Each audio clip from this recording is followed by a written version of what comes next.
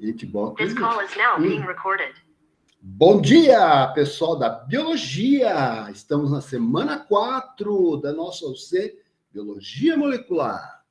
Então, hoje, nós temos vários assuntos, né, para o nosso Senado Molecular, e eu vou começar essa aula fazendo uma retrospectiva do que a gente já viu até agora. Eu sempre faço isso, ainda mais com todos esses feriados que tem, né? Isso, às vezes, quebra um pouco o ritmo, né?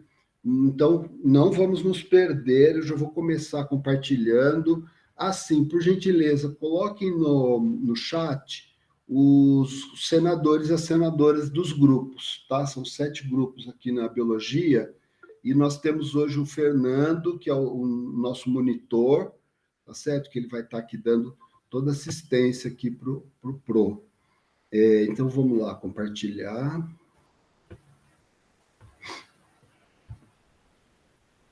E é assim, né? Vamos compartilhando. Hoje vai ter bastante compartilha e descompartilha. Então, vocês vão me guiando aí. Tá? Então, acho que já deve ter entrado aí. Vamos ver. 5. Aqui. Vamos lá. Dá para ver, Fernando, a tela do Clésio? Sim, professor, dá para ver. Obrigado. Pessoal, então aqui, olha, nessa aba atividades, né, eu tenho colocado todos os tópicos, coisas que vamos dizer assim, que eu acho geral, tá? Que não vai estar encaixado dentro de cada semana, tá? Então tem aqui material suplementar que eu coloquei, né? Isso aqui eu coloquei ontem, o que é o cDNA, é um vídeo rápido, bem interessante, porque o professor Marcelo já começou falando de cDNA. A gente vai falar sempre de cDNA, vai ter uma aula que vai explicar como fazer um cDNA, mas a gente não precisa chegar lá na frente para poder saber o que é um cDNA, no final das contas. A gente vai saber mais, mas o conceito já está aqui, é bom a gente poder olhar, isso é com vocês. Né? Material suplementar, tem o questionário inicial que vocês fizeram, que é importante para a gente, trouxe dados interessantes, a discussão dos artigos que eu vou falar, a bibliografia da UC, que me perguntaram, está no plano de ensino, mas eu coloquei aqui um recorte, eventualmente você quer consultar um e-book, né, que está disponível lá pela biblioteca da Unifesp. Isso aqui é outra coisa, cronograma das aulas, ok, o plano de ensino. Né? E aqui, eu até coloquei aqui, olha, essa pergunta, eu coloquei porque a farmácia do noturno já teve essa aula. Né? Então, uma dúvida minha era, né, esse arquivo, né, de construção dos artigos, ele é baixável, porque isso aqui é uma ferramenta para vocês usarem na preparação do vídeo seminário, né?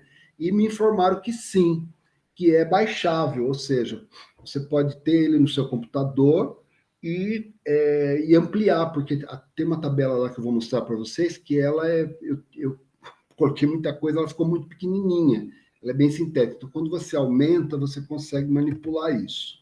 Bom, na semana 1 foi a nossa primeira aula, então nós fizemos a apresentação da UC, né? O que é biologia molecular, engenharia genética, a gente fez, né, esse paralelo das informações, né, do projeto que tem lá no DNA, para que as células possam efetuar suas funções com o nosso caminhãozinho, né, uma produção baseada também num projeto mecânico, no caso, e a entrevista com a professora Paula Carolei, que eu achei que foi importante vocês olharem, né, enfim, qual seria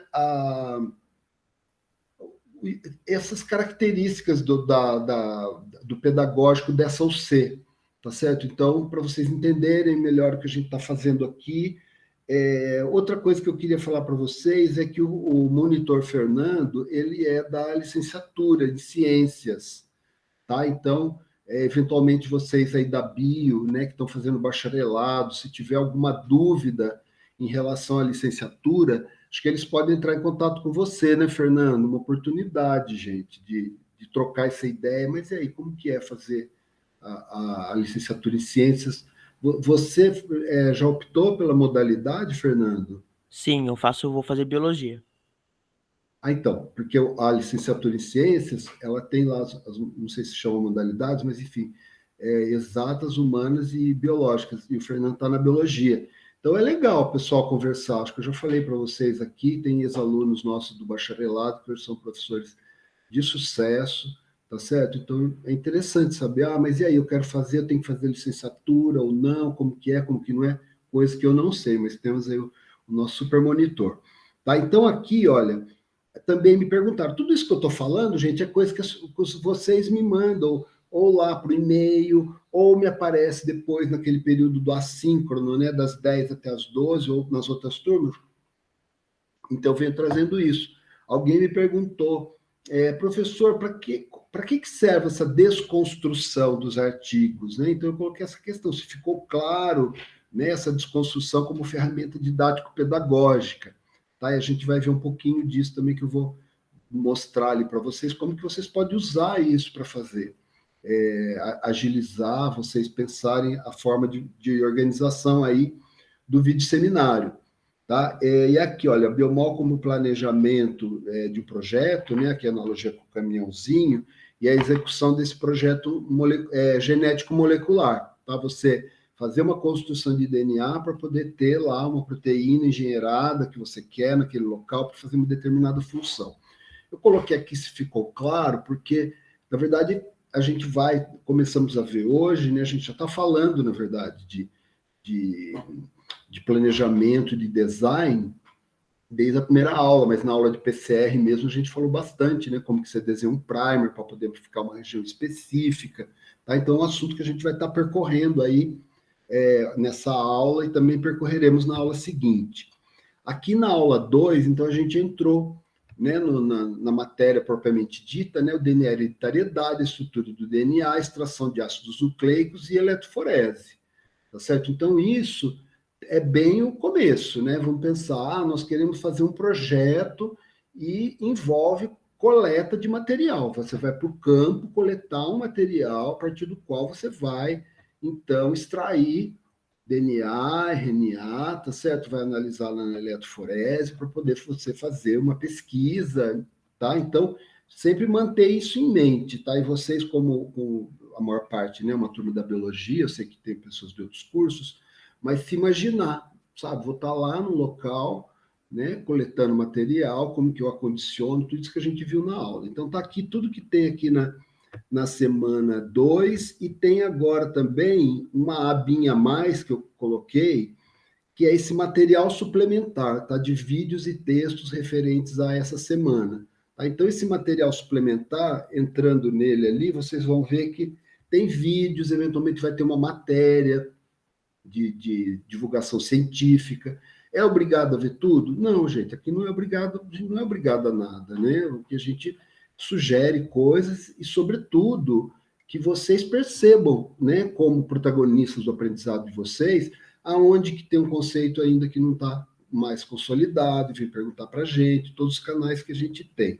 Né? Então, olha aqui, o que eu coloquei aqui? Seria na verdade, eu vou ler aqui as questões, tá? Que eu acho que isso envolve o quê? As habilidades. Eu adquiri habilidades nessa semana, tá certo? É um questionamento que vocês têm que se fazer, até porque você pode revisitar as semanas que já passaram. E isso é muito importante para a autoavaliação de vocês, tá? De repente você percebe, olha, mas espera aí, faltou esse conceito lá de trás. Não é porque o barco já passou que você vai deixar passar isso, tá certo? Você sempre pode retornar aí para a gente. Então, o que a estrutura do DNA tem a ver com replicação descontínua de uma das fitas filhas, tá certo? Fragmentos de Okazaki. Então, não entendi isso completamente, então é uma dúvida. Põe lá no Reensina, ou pergunta para a monitoria, ou pergunta para mim. O seminário do seu grupo envolve coleta de material, tá? Então, vocês já receberam aí os seminários, os artigos, né? E, inclusive, vocês devem ter visto que nós criamos um ambiente um ambiente de troca de artigos, para eventualmente quem olhar lá falar, olha, peraí, tem um grupo da farmácia que tá com paper de taxonomia, que é uma coisa que eu acho que, de repente, eu caí com um termo mais de biomédicas, tá certo? Vou propor, será que eles querem trocar para ficar uma coisa que possa estar mais próximo do universo profissional, dos grupos, tal? Isso é com vocês. Nós criamos esse ambiente. Depois vocês falem para a gente se vocês sabem disso, eventualmente alguém que conseguiu fazer alguma troca. Então, olha lá, envolve coleta, tá? Qual coleta? aonde, o que você vai, e como, quer dizer, qual coleta, o que você vai coletar, em que local e de que maneira. Ah, coletei, e aí, como que eu levo isso para o laboratório? Todas essas questões, inclusive os metadados que a gente falou, para a extração do quê? De DNA ou de RNA.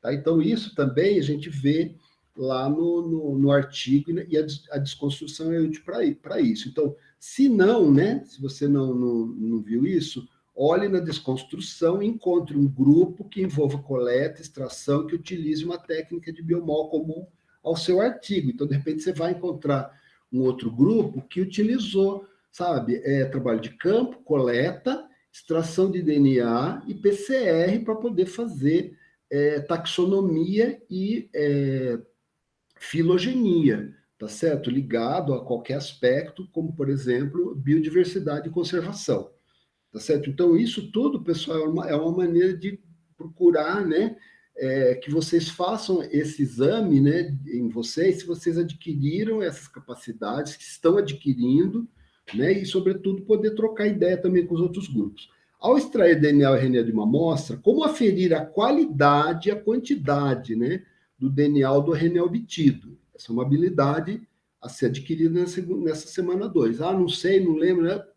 Vai revisitar isso, tá? Lembrando, pessoal, uma coisa que eu me toquei também disso, né? Nós estamos gravando aqui o vídeo do síncrono, né? E a gente grava 2 horas.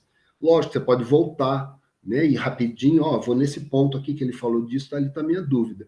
Mas lembrando que os vídeos assíncronos, eles são bem condensados, né? Estou reassistindo os meus vídeos, eu falo, poxa, de repente eu não estou com muito tempo, sabe? Eu vejo lá um vídeo de 20 minutos e já vejo um monte de coisa. Então, os vídeos assíncronos também são altamente recomendáveis de olhar. Eventualmente, se você chega lá naquele slide onde tem a dúvida, manda para a gente. Tá? Como aferir a qualidade e a quantidade, o que significa a qualidade e a quantidade do seu DNA ou RNA obtido após extração, tá certo? Então, o que significa você obter quantidade maior ou menor, tá certo? Em função do seu projeto, do que você quer pesquisar, e o que significa a quantidade, desculpa, a quantidade é essa medida, né? Vou obter mais ou menos. E a qualidade, o que significa qualidade quando a gente está analisando um DNA ou um RNA que a gente extraiu, tá? Então, pensar nessas perguntas. Na análise eletroforética do DNA genômico lá no gel, né, extraído, o que visualizamos no gel, mostrando que a extração foi bem sucedida em termos qualitativos, tá certo? Vamos supor, eu faço extração de um DNA genômico, faço um gel de eletroforese em agarose, tá certo? Aí eu olho o resultado daquele gel, que me mostra que aquele material extraído não está degradado, por exemplo. Aí já dei o spoiler, tá, da pergunta. E na análise da extração do RNA total, o que me mostra que eu fui bem sucedido em termos qualitativos, né? Porque o gel de agarose para análise de RNA total tem que ser em condição desnaturante, tá certo? Então, isso, pessoal, são questões que a gente vai dando aí para vocês, também para vocês verem se vocês estão adquirindo essas habilidades, totalmente, parcialmente ou não, que é o que vocês vão autoavaliar depois. Bom, chegamos na semana 3, semana da PCR, tá? Que é a aula do professor Valim, então tem bastante coisa aqui. A PCR é uma técnica muito importante da biologia molecular, tá certo? A gente viu que a gente tem um genoma, pode ter um genoma imenso, a gente consegue amplificar especificamente pedaços daquele genoma, partindo de primers específicos, tá certo? E aqui também tem todas as questões, aqui tem vídeo extra, né? E aqui está, na entrevista com a doutora Marília Gaspar, o diagnóstico molecular da presença do vírus SARS-CoV-2 numa amostra de swab nasal utiliza CyberGreen ou Tacman como sonda. E por quê? Tá? Então, ela fala, tem toda essa discussão lá, é o tipo de questão que, gente, é horrível, né? Você vai dar aula e começa a coçar o nariz, não posso fazer nada. É importante saber essa diferença, tá? Isso é explicado lá no vídeo, não viu? Volte lá e veja. Né? E hoje, olha lá, o que nós vamos ver? Nós veremos, então, as ferramentas para a gente poder fazer clonagem, tá certo? Então, as enzimas de restrição, a ligase, tá?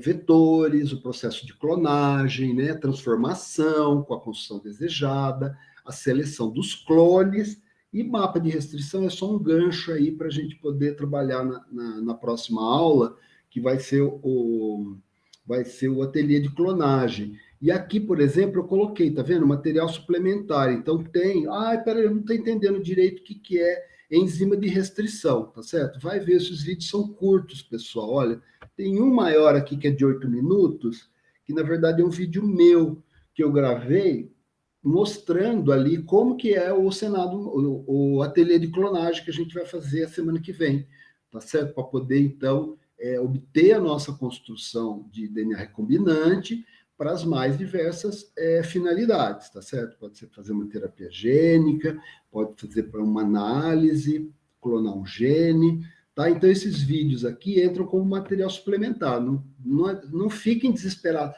Ah, o professor quer me matar, ele quer que eu veja tudo. Gente, vê o que vocês acham interessante em função dessas dúvidas, habilidades que vocês estão adquirindo, tá certo? E, bom, clonagem, né? A clonagem é o que a gente vai falar hoje. Então, eu vou descompartilhar agora. Professor? Parar a apresentação. Oi, fala, Fernando. Ah, você já vai ver a dúvida, mas a Bárbara perguntou se na semana 5 terá Senado ou é ateliê de clonagem. Então, na verdade, é a Bárbara, né, que perguntou. Bárbara, é o seguinte, na verdade, toda aula síncrona é Senado molecular, tá certo? Não é, assim, o Senado molecular ele não se resume só a discutir questões dos forms, tá certo? Eu acho que é importante, quer dizer, super importante, né? Porque a gente revisa toda a matéria com essas questões e para fazer essas questões eu revejo o meu vídeo, vou anotando as dúvidas, tá?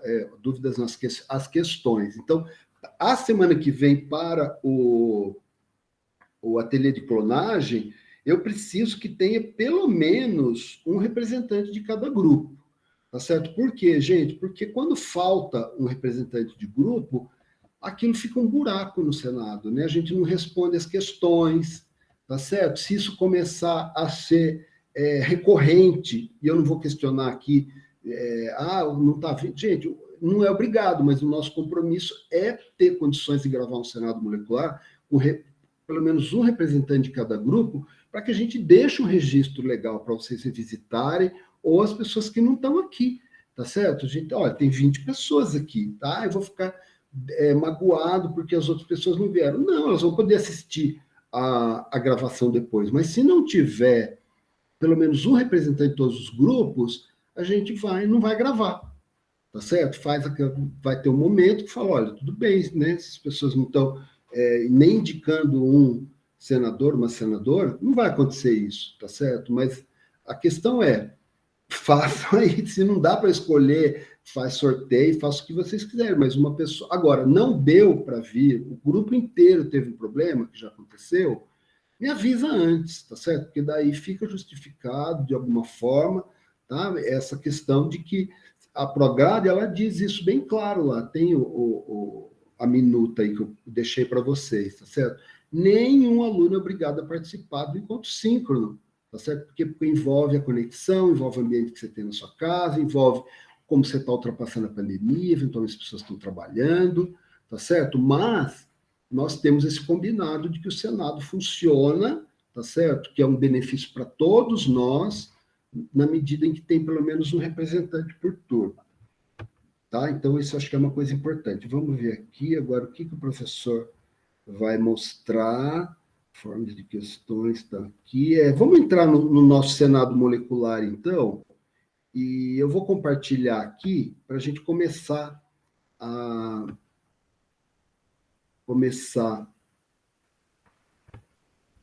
responder as questões, a discutir as questões, né? E aí não fiquem preocupados, aqui a gente está sempre. Acho que eu não consegui. Não, consegui. Ok.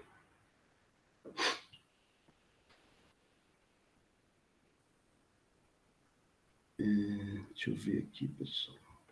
Ah, já sei o que eu vou fazer. Quer ver? Aqui, ó. Maravilha. Tá dando para ver, Fernando, por favor, o questionário aqui, o Forms? Tá sim, professor. Então, ó, vamos ver se eu consigo colocar aqui. Aqui está faltando os grupos, né? Vou colocar as questões de um lado e os grupos do outro, que foi colocado lá no Classroom de vocês, né? Vamos ver aqui. Acho que agora eu consigo ver. Fernando, eu só vou pedir para você me falar quem que é o senador ou a senadora que vai responder, tá? Então, vamos lá, pessoal. E aqui, o que eu fiz, né? Vocês podem ter olhado lá, são 7 grupos, eu fui pela sequência, 7, 7, 7. Aqui no final, só tinha mais 4 questões, então aí eu sorteei entre os 7 grupos. Então, vamos lá, pessoal. Questão 1, tá? Sempre lá no verdadeiro ou falso. Quem que é o representante do grupo 1, por favor, Fernando? Isabela Marinho. Senadora Isabela, bom dia. Bom dia, professor. Tá me ouvindo? Então vamos lá. Estou ouvindo sim, Isabela. Olha, então vamos começar aqui, verdadeiro ou falso? Normalmente, os sítios de restrições são repetições invertidas, ditas palindrômicas. Como que você vê isso? Eu coloquei que é verdadeira, porque as enzimas de restrição, elas agem com 2 moléculas em forma de dímero. Uma reconhece a fita de cima e outra reconhece a fita de baixo, na mesma sequência de base. Então, vai haver clivagem das fitas na mesma posição e vai gerar extremidades com a mesma sequência de base. Estou mostrando aqui, né? Então a gente vai olhar lá, olha, em vermelho aqui está o sítio de restrição. Eu estou olhando aqui, estou vendo que está funcionando minha outra conexão. O que a gente vê aqui? Nós vemos um sítio de EcoR1 que está aqui nesse segmento de DNA, né? E quando a gente lê a fita de cima, né, de 5 linhas para 3 linhas, a gente vai ler o sítio que deixa eu ver, GAATTC, tá certo? De 5 linhas para 3 linhas. E na fita de baixo, de 5 linhas para 3 linhas, a mesma sequência, GAATTC. Tá certo? Então, na verdade, é a mesma sequência que vai ser reconhecida, como a senadora falou muito bem, né, no caso aqui, 2 moléculas da enzima EcoR1, uma que vai reconhecer e cortar a ponte fosfodiéster da fita de cima e a outra que vai da fita de baixo, sempre na mesma posição aqui entre o G e o A. Tá certo, pessoal? Se tiver dúvida, coloquem aí, porque isso é bastante importante. Obrigado, senadora. Questão 2. Quem temos do grupo 2, por favor? Sofia. Eu. Sofia. Só uma coisinha. Fernando, por favor, você me fala quem que é o nome da senadora do grupo 1, só para eu vou anotar aqui, porque daí eu não fico repetindo toda É vez. Isabela Marinho. Isabela. Gente, vocês imaginem, aqui na turma de vocês, a gente tem 7 grupos. Na turma do noturno, são 23 grupos.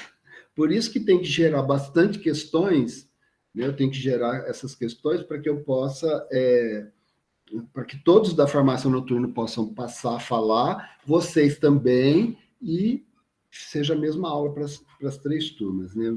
Apesar das diferenças. Então, vamos lá. Senadora Sofia, bom dia. Vamos lá, a questão são endonucleases, né, as enzimas de restrição, pois clivam dentro do DNA em sequências específicas. O grupo 2 colocou essa como vocês... verdadeiro, professor, porque são os sítios, né? As sequências específicas são os sítios que elas vão quebrar.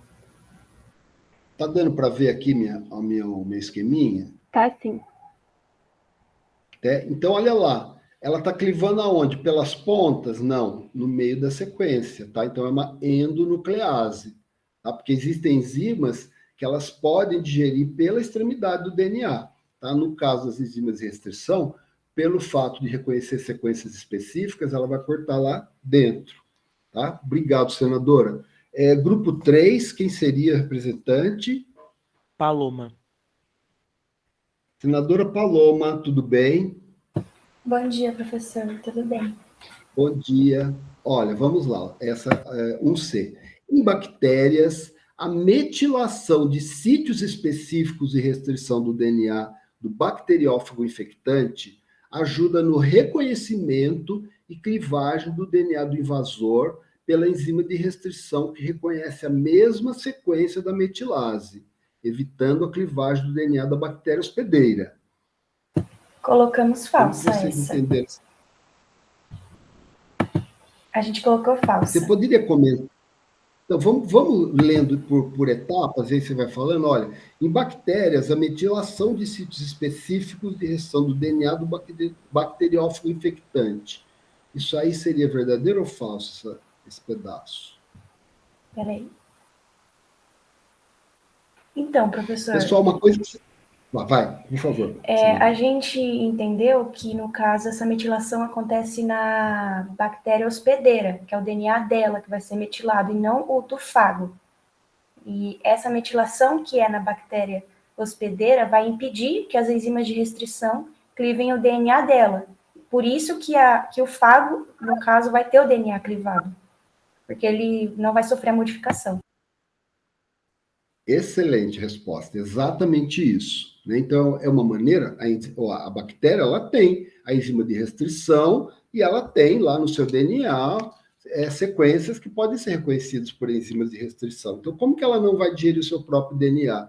Ela tem esse padrão de metilação. E aí, pessoal, uma sugestão que eu ia dar para vocês, eventualmente, quem quiser, vocês podem até entrar lá no Classroom, e olhar nos slides do assíncrono, do PDF do assíncrono lá, porque lá tem, por exemplo, uma figurinha, a senadora está falando isso, eu estou lembrando daquele Pac-Man.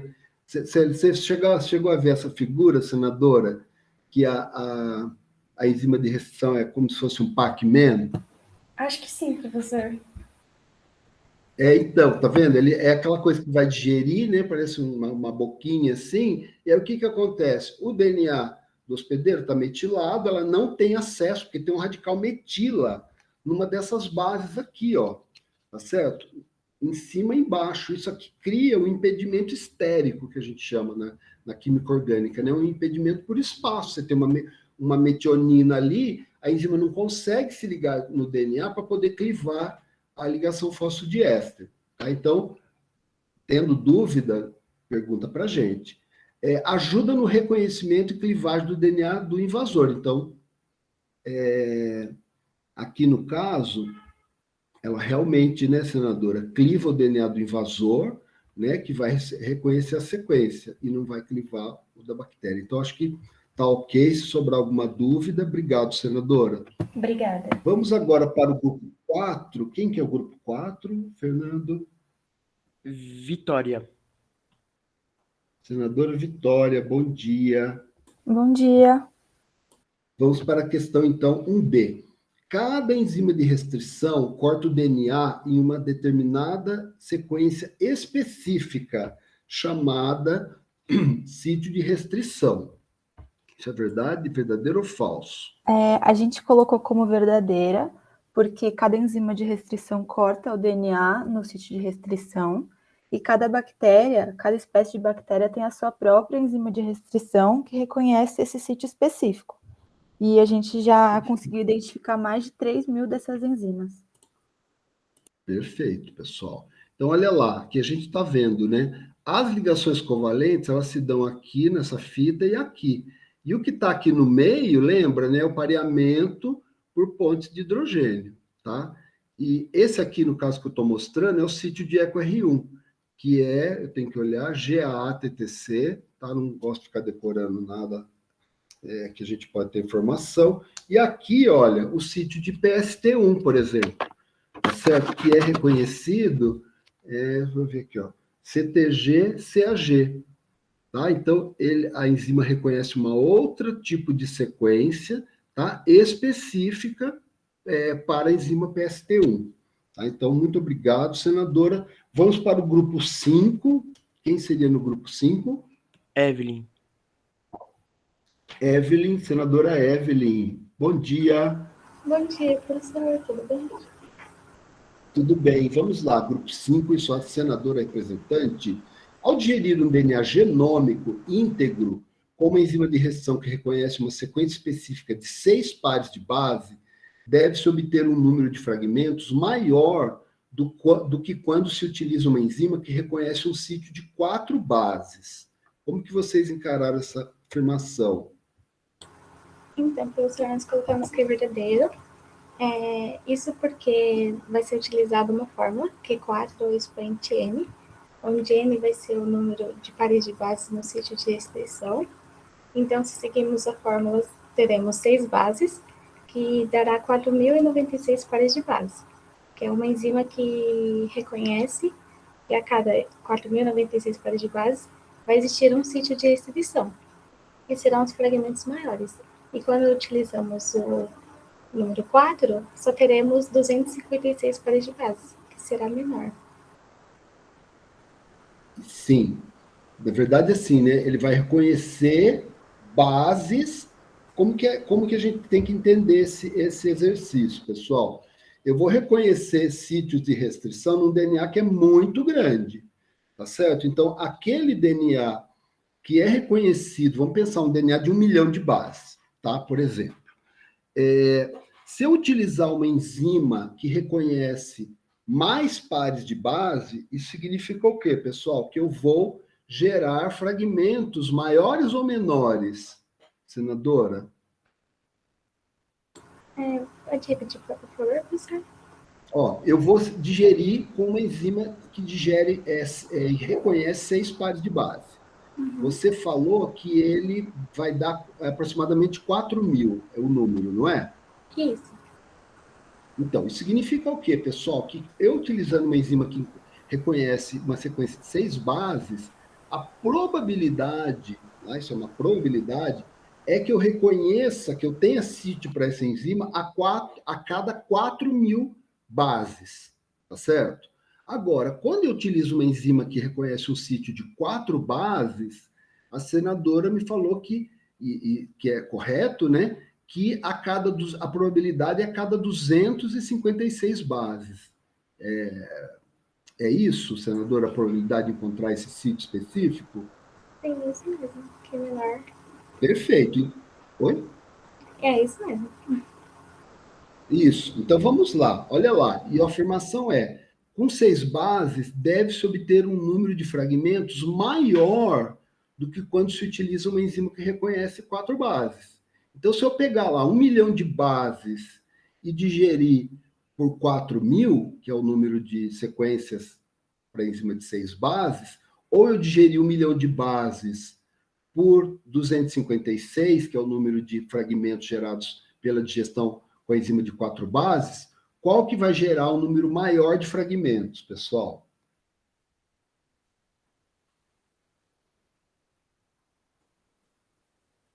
Vamos supor que eu tenho aqui, o fragmento.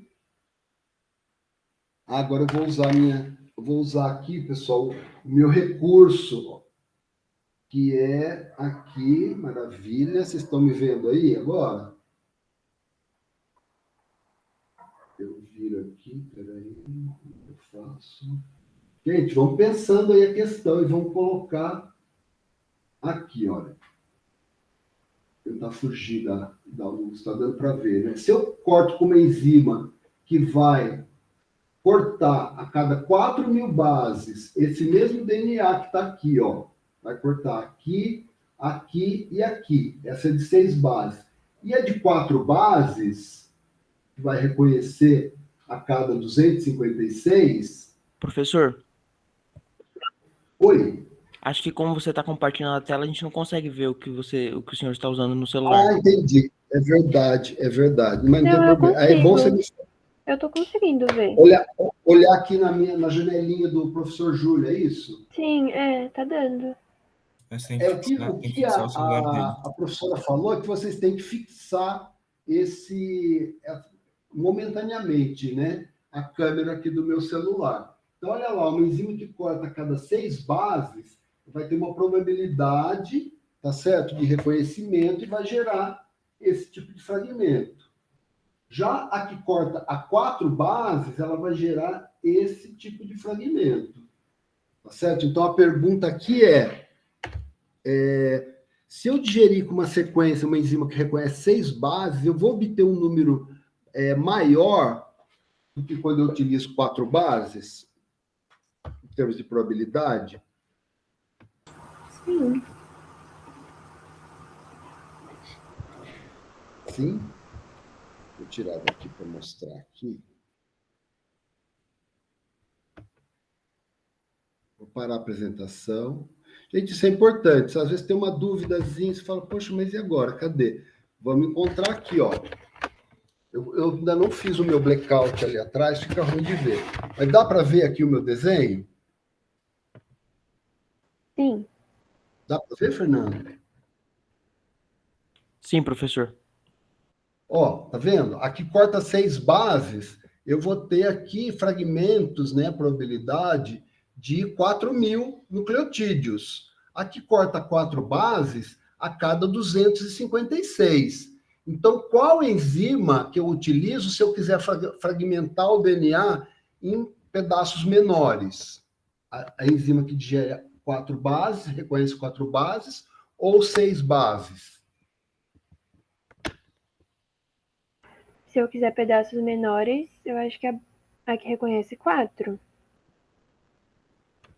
A de 4 bases. Tá certo, pessoal? Então, a probabilidade de eu, vamos dizer assim, uma enzima que reconhece 4 bases, ela vai fragmentar o meu DNA mais vezes do que a enzima que reconhece uma sequência de 6 bases. Tá certo? Por quê? Porque a probabilidade de você encontrar aquelas 6 bases juntinhas é mais difícil, probabilisticamente falando, do que encontrar 4 bases. Senadora, ficou mais claro agora? Gente, se ficar dúvida, não tem problema. Pega aqui o esqueminha, tá certo? Então, olha lá, vamos reler de novo a questão. Oi. Eu ia pedir para repetir a questão mesmo. É isso aí, ó.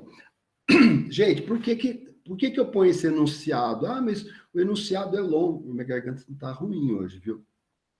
O enunciado é longo. É para suscitar essa discussão que a gente está tendo aqui, pessoal. Se eu falar, sabe, não sei o que é verdadeiro ou falso, é verdadeiro. Qual o sentido, né, de ter o cenário molecular? Então, vamos lá, ó.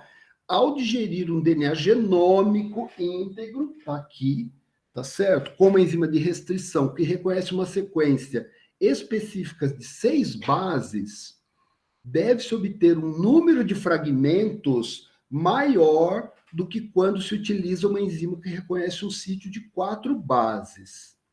Então, isso, voltando lá, senadora Evelyn, isso seria verdadeiro ou falso? Bom, então é falso, né? Porque pelos fragmentos menores, tudo mais.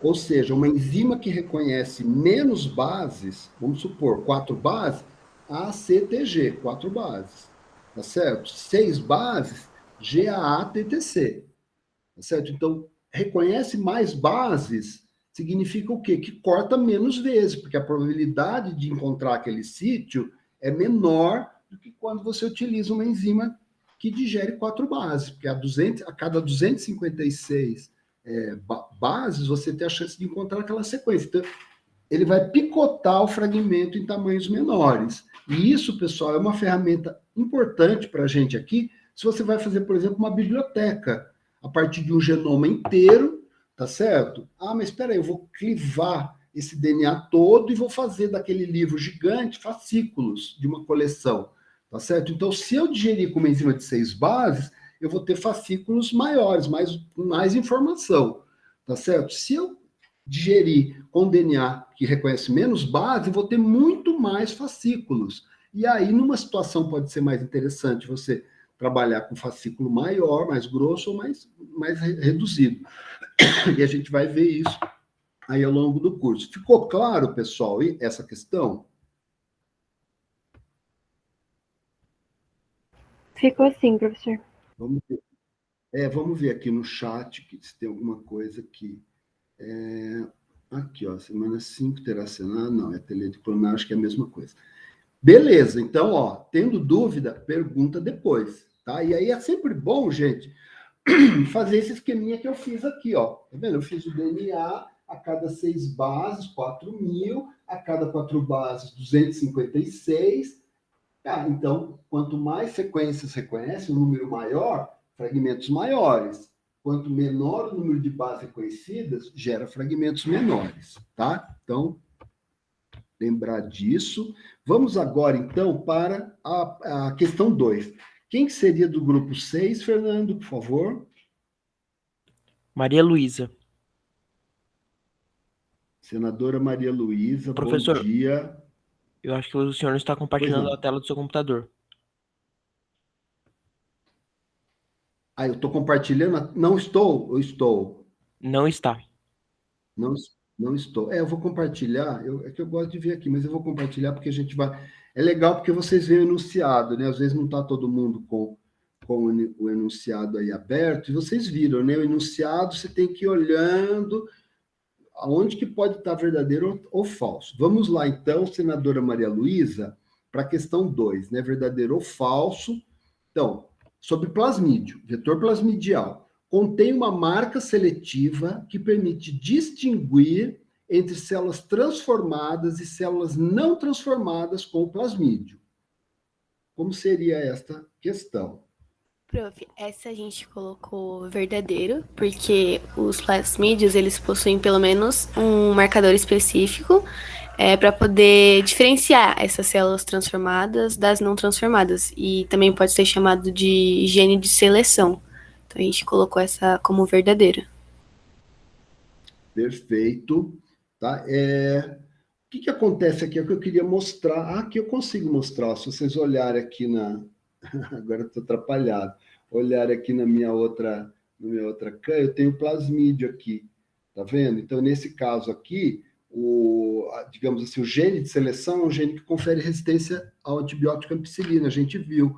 Mas existe também genes de seleção para alquizotrofia, tá certo? Que é o quê? Por exemplo, uma levedura que ela não tem capacidade de crescer em meio mínimo, que ela não consegue sintetizar um aminoácido específico, tá certo? Então, o vetor que você vai utilizar, um plasmídio, além de clonar o seu DNA de interesse, ele vai ter um gene de seleção que permite, então, a bactéria transformada produzir aquele aminoácido. Então, todas as leveduras, né? E aí você plaqueia em meio mínimo. As que não receberam nenhum plasmídio, que não foram complementadas aí para a produção desse desse aminoácido, morrem. Só vai crescer aquelas que tiveram a complementação da apisotrofia. O mesmo raciocínio vale para o vetor que tem como gene de seleção resistência a antibiótico. Ele vai expressar uma enzima que degrada o antibiótico presente lá na placa, no meio de cultura. Então, as bactérias que não receberam plasmídio, que não foram transformadas, morrem, porque elas são sensíveis ao antibiótico, e as bactérias que receberam, então, o plasmídio, elas são selecionadas, né, os clones, por quê? Porque eles são resistentes ao antibiótico. Tá? Então, isso é bastante utilizado também, no laboratório. Quando eu falo laboratório, pessoal, não é só laboratório de pesquisa, tá certo? É o laboratório, digo assim, na universidade. Pode ser também em instituições de pesquisa ou empresas privadas, tá? Então, é um conhecimento importante. Finalmente, quem que é a senadora do grupo 7? Fernando, por favor. Maria Luísa. Não, perdoa. Não, do grupo 6. 7 é a Marília Gabriela. Do grupo 6 é a Maria Luísa. Marília, por favor, então. Bom dia. Bom dia, professor. 7. Vamos lá, olha. Verdadeiro. Agora a tendência é mais rápido, tá, pessoal? Porque eu estou olhando no tempo aqui, para a gente ter tempo de conversar mais depois também. Senadora, é desejável que o plasmídio possa se integrar no cromossomo da célula bacteriana hospedeira? Essa afirmativa o grupo colocou como falso, né? Porque o vetor plasmidial ele vai se integrar ao DNA da bactéria. Ele vai se integrar ou não vai se integrar? Ele vai se integrar, mas no DNA, não no cromossomo. Então, na verdade, o DNA da bactéria é o cromossomo. tá certo? Porque ela, na verdade, não tem cromossomo, né? Um DNA, na verdade, um DNA circular, né? Então, mas é um DNA circular, não é um cromossomo. Não, é um DNA circular, tá? Mas aí a questão é desejável que esse plasmídio possa se integrar nesse cromossomo da bactéria ou não? Sim. Olha, então, na verdade, não é falso. Por que É isso, falso? gente? É falso. Vamos conversar aqui, senadora. Tá. O que a gente utiliza, na verdade, vamos supor que eu quero clonar um gene, tá certo? A gente vai falar disso bastante daqui para frente. Eu quero clonar um gene para poder fazer, por exemplo, um organismo transgênico, tá? Então, eu vou clonar o gene primeiro no plasmídio para poder trabalhar em bactéria. Tá certo? Para eu poder trabalhar com esse gene clonado no plasmídio em bactéria, eu vou utilizar a bactéria como uma amplificação em vivo, tá certo? Para que esse plasmídio possa se replicar muitas vezes, e uma das características do plasmídio é ter uma origem de replicação própria, então ele tem uma replicação autônoma, tá? Diferente da replicação do cromossomo da bactéria, para que eu possa depois fazer uma parte experimental, que é o que a gente costuma fazer no presencial, que é recuperar o plasmídio, tá certo? Para poder trabalhar, para poder sequenciar, tá? Então, se o meu plasmídio se integra no cromossomo da bactéria, na verdade, eu não vou conseguir purificar esse plasmídio, tá? E aí, o que acontece? Quando a bactéria é uma só e ela se divide em duas, tá certo? Ela vai levar 2 cópias só. E se eu quero clonar esse plasmídio ter em quantidade, a vantagem é que ele, não se integrando no cromossomo da célula bacteriana, ele pode se multiplicar inúmeras vezes ali dentro, tá? E com isso eu consigo extrair plasmídio em quantidade para que eu possa fazer a minha engenharia, tá? Então, o desejável é que ele não se integre na célula bacteriana hospedeira, tá certo? Para que eu possa justamente ter essa replicação autônoma e recuperar esse plasmídio depois em quantidade. Tá? Se ficar alguma dúvida, tá bom? Tá bom, senadora? Ok? Obrigada. Imagina, obrigado você. Então vamos lá. Voltando lá, senadora Isabela do grupo 1, pode ser introduzido, transformado, quando eu coloco essa barra para mostrar os sinônimos, né? Pode ser induzido, transformado artificialmente o plasmídio somente em células bacterianas naturalmente competentes, como a cepa de Streptococcus pneumoniae que Griffith usou no experimento dos ratinhos na identificação do princípio transformante. Senadora Isabela. Meu grupo colocou essa alternativa como verdadeira, porque algumas bactérias elas possuem proteínas na membrana que permitem a entrada do DNA. Então, como foi citado um exemplo aí do Frederick Griffith, ele usou essa espécie de bactéria no experimento dele, e se ele tivesse trabalhado com uma espécie de cepa bacteriana que não tivesse essa capacidade, ele não ia conseguir ver a transformação. Tá, então, vocês escorregaram na pegadinha do professor aí. Olha lá, a palavra aí seria somente em células bacterianas naturalmente competentes, tá certo? Na verdade, é falso. Por quê, gente? Porque a gente faz a construção no plasmídio e a gente vai introduzir essa construção na célula hospedeira, no laboratório, a gente fazendo isso, né? Fazendo uma transformação induzida, tá? Então, como que a gente faz isso? Pode ser por eletroporação, né? Que é aquela condição de a gente dar um choque elétrico, enfim, numa mistura da célula hospedeira com o plasmídio, vai criar aqueles poros momentâneos, o plasmídio vai para dentro da célula hospedeira, ou então por transformação química. As células foram tratadas previamente com cloreto de cálcio, isso deixa a membrana dela mais instável, e quando dá um choque térmico, o plasmídio consegue entrar dentro desse hospedeiro. Tá? Então, são artifícios que a gente utiliza no laboratório para justamente fazer essa manipulação. Como a gente viu, o plasmídio não se integra no cromossomo, ele se replica em quantidade, tá certo? E aí eu posso purificar esse plasmídio e introduzir ele em qualquer tipo de bactéria, por exemplo, independente de ter essa maquinaria na membrana para introduzir DNA exógeno. Digamos assim, essa maquinaria que já nas células que são naturalmente competentes, tá certo? Então, esse somente que é a pegadinha, viu, senadora? Não é somente, na verdade, pode ter a competência natural, mas pode ter a competência induzida, tá? Por eletroporação ou por células tratadas quimicamente por cloreto de cálcio. Tá? Então, tem isso lá no PDF do assíncrono, tá certo? Tem também, eu falo isso lá no vídeo, vocês podem dar uma revisitada. Tudo bem, senadora? Ficou claro aqui a pegadinha? Sim, professor. Obrigada, viu? Imagina, obrigado você. Agora nós vamos para a senadora Sofia.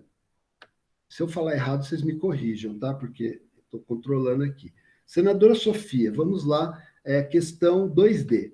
O plasmídio deve ser facilmente recuperável após amplificação em vivo dentro da célula hospedeira. Isso seria verdadeiro ou falso? Nosso grupo colocou como verdadeiro, professor. Tá, e por que vocês acharam que é verdadeiro? Alguma dica? Eu não sei se eu sei explicar muito bem. Se alguém do meu grupo conseguir me Alguma ajudar. coisa, puxa aí que a gente vai conversando. Tá, calma aí. Não, lembra do que eu acabei de falar. Então, acho que como você disse que ele não vai se inserir no DNA, no DNA circular, né? Então vai ser mais fácil que ele vai estar separado, né? Tudo bem, pessoal? O João falou aí para a gente, deu um complemento. Tá? Então, o que acontece? Aquela história, é desejável que ele se integre no cromossomo? Não, porque o cromossomo vai se dividir, sabe? Só quando a célula vai se dividir. Tá? O interessante é o plasmídio vai se... Pra vocês terem uma ideia, gente, existem plasmídios que produzem centenas de cópias dentro de uma célula. Tá certo? Para vocês verem justamente que ele pode, né? Nós podemos utilizar a maquinaria da célula para poder amplificar esse DNA para a gente poder trabalhar. Tá? Então, é desejável que ele seja facilmente recuperável, né, após essa amplificação, que é o que a gente faz no laboratório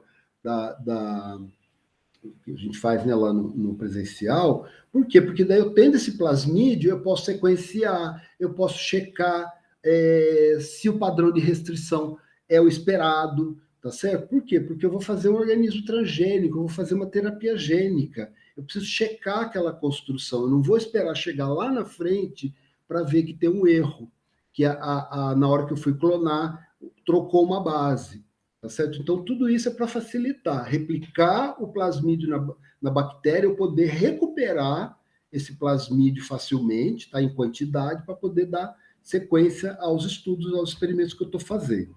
Tá? Se ficar alguma dúvida, por favor, consegui, senadora Sofia? Era isso? Sim, João aí me salvou. Obrigada, João. Eita, aí, isso que é gostoso, tá vendo? A gente vai construindo esse conhecimento. Aqui não é, sabe, pergunta e resposta. Nós estamos discutindo isso aqui. Então, vamos lá. Senadora Paloma, do grupo 3, plasmídios possuem marcas de seleção, não sei se é repetida essa questão. Não, está aqui, ó. Possuem marcas de seleção capazes de conferir às células hospedeiras transformadas resistência a antibiótico específico ou capacidade de sintetizar um componente nutricional em hospedeiro auxotrófico, permitindo seu crescimento em meio nutricionalmente mínimo. A gente colocou verdadeiro, porque o DNA plasmidial é responsável pela resistência bacteriana, responsável pela determinação e produção de algumas toxinas bacterianas, produz RNA mensageiro, sintetiza proteínas. Ao incorporar o plasmídio modificado a novas bactérias, é necessário oferecer um meio de cultura para que a bactéria possa se multiplicar. Aí, a cada multiplicação, a bactéria vai gerar clones dela mesma e todos os clones terão a mesma característica modificada. Perfeito, perfeito. Né? E nesse caso aqui, as células que receberam o plasmídio, elas, por terem essa marca, né, que seja auxotrófica ou resistência ao antibiótico, no meio onde a gente vai selecionar, elas crescem. As bactérias não transformadas não crescem. Pensando o quê, pessoal? Quando a gente vai fazer uma transformação, tem lá, eu estou falando com vocês, estou vendo no slide. Se por acaso alguém fala, professor, vai para o slide, isso eu precisaria que vocês falassem para mim. De repente você fala assim, olha, professor, mostra no slide, porque daí eu abro o slide, a gente olha a figura. Né? Vamos fazer aqui, ó, permitindo o crescimento no meio nutricionalmente mínimo. Por quê? Porque quando eu vou misturar o plasmídio com a célula que eu vou transformar, a célula está em excesso, em muito mais excesso do que a quantidade de DNA que eu estou colocando lá.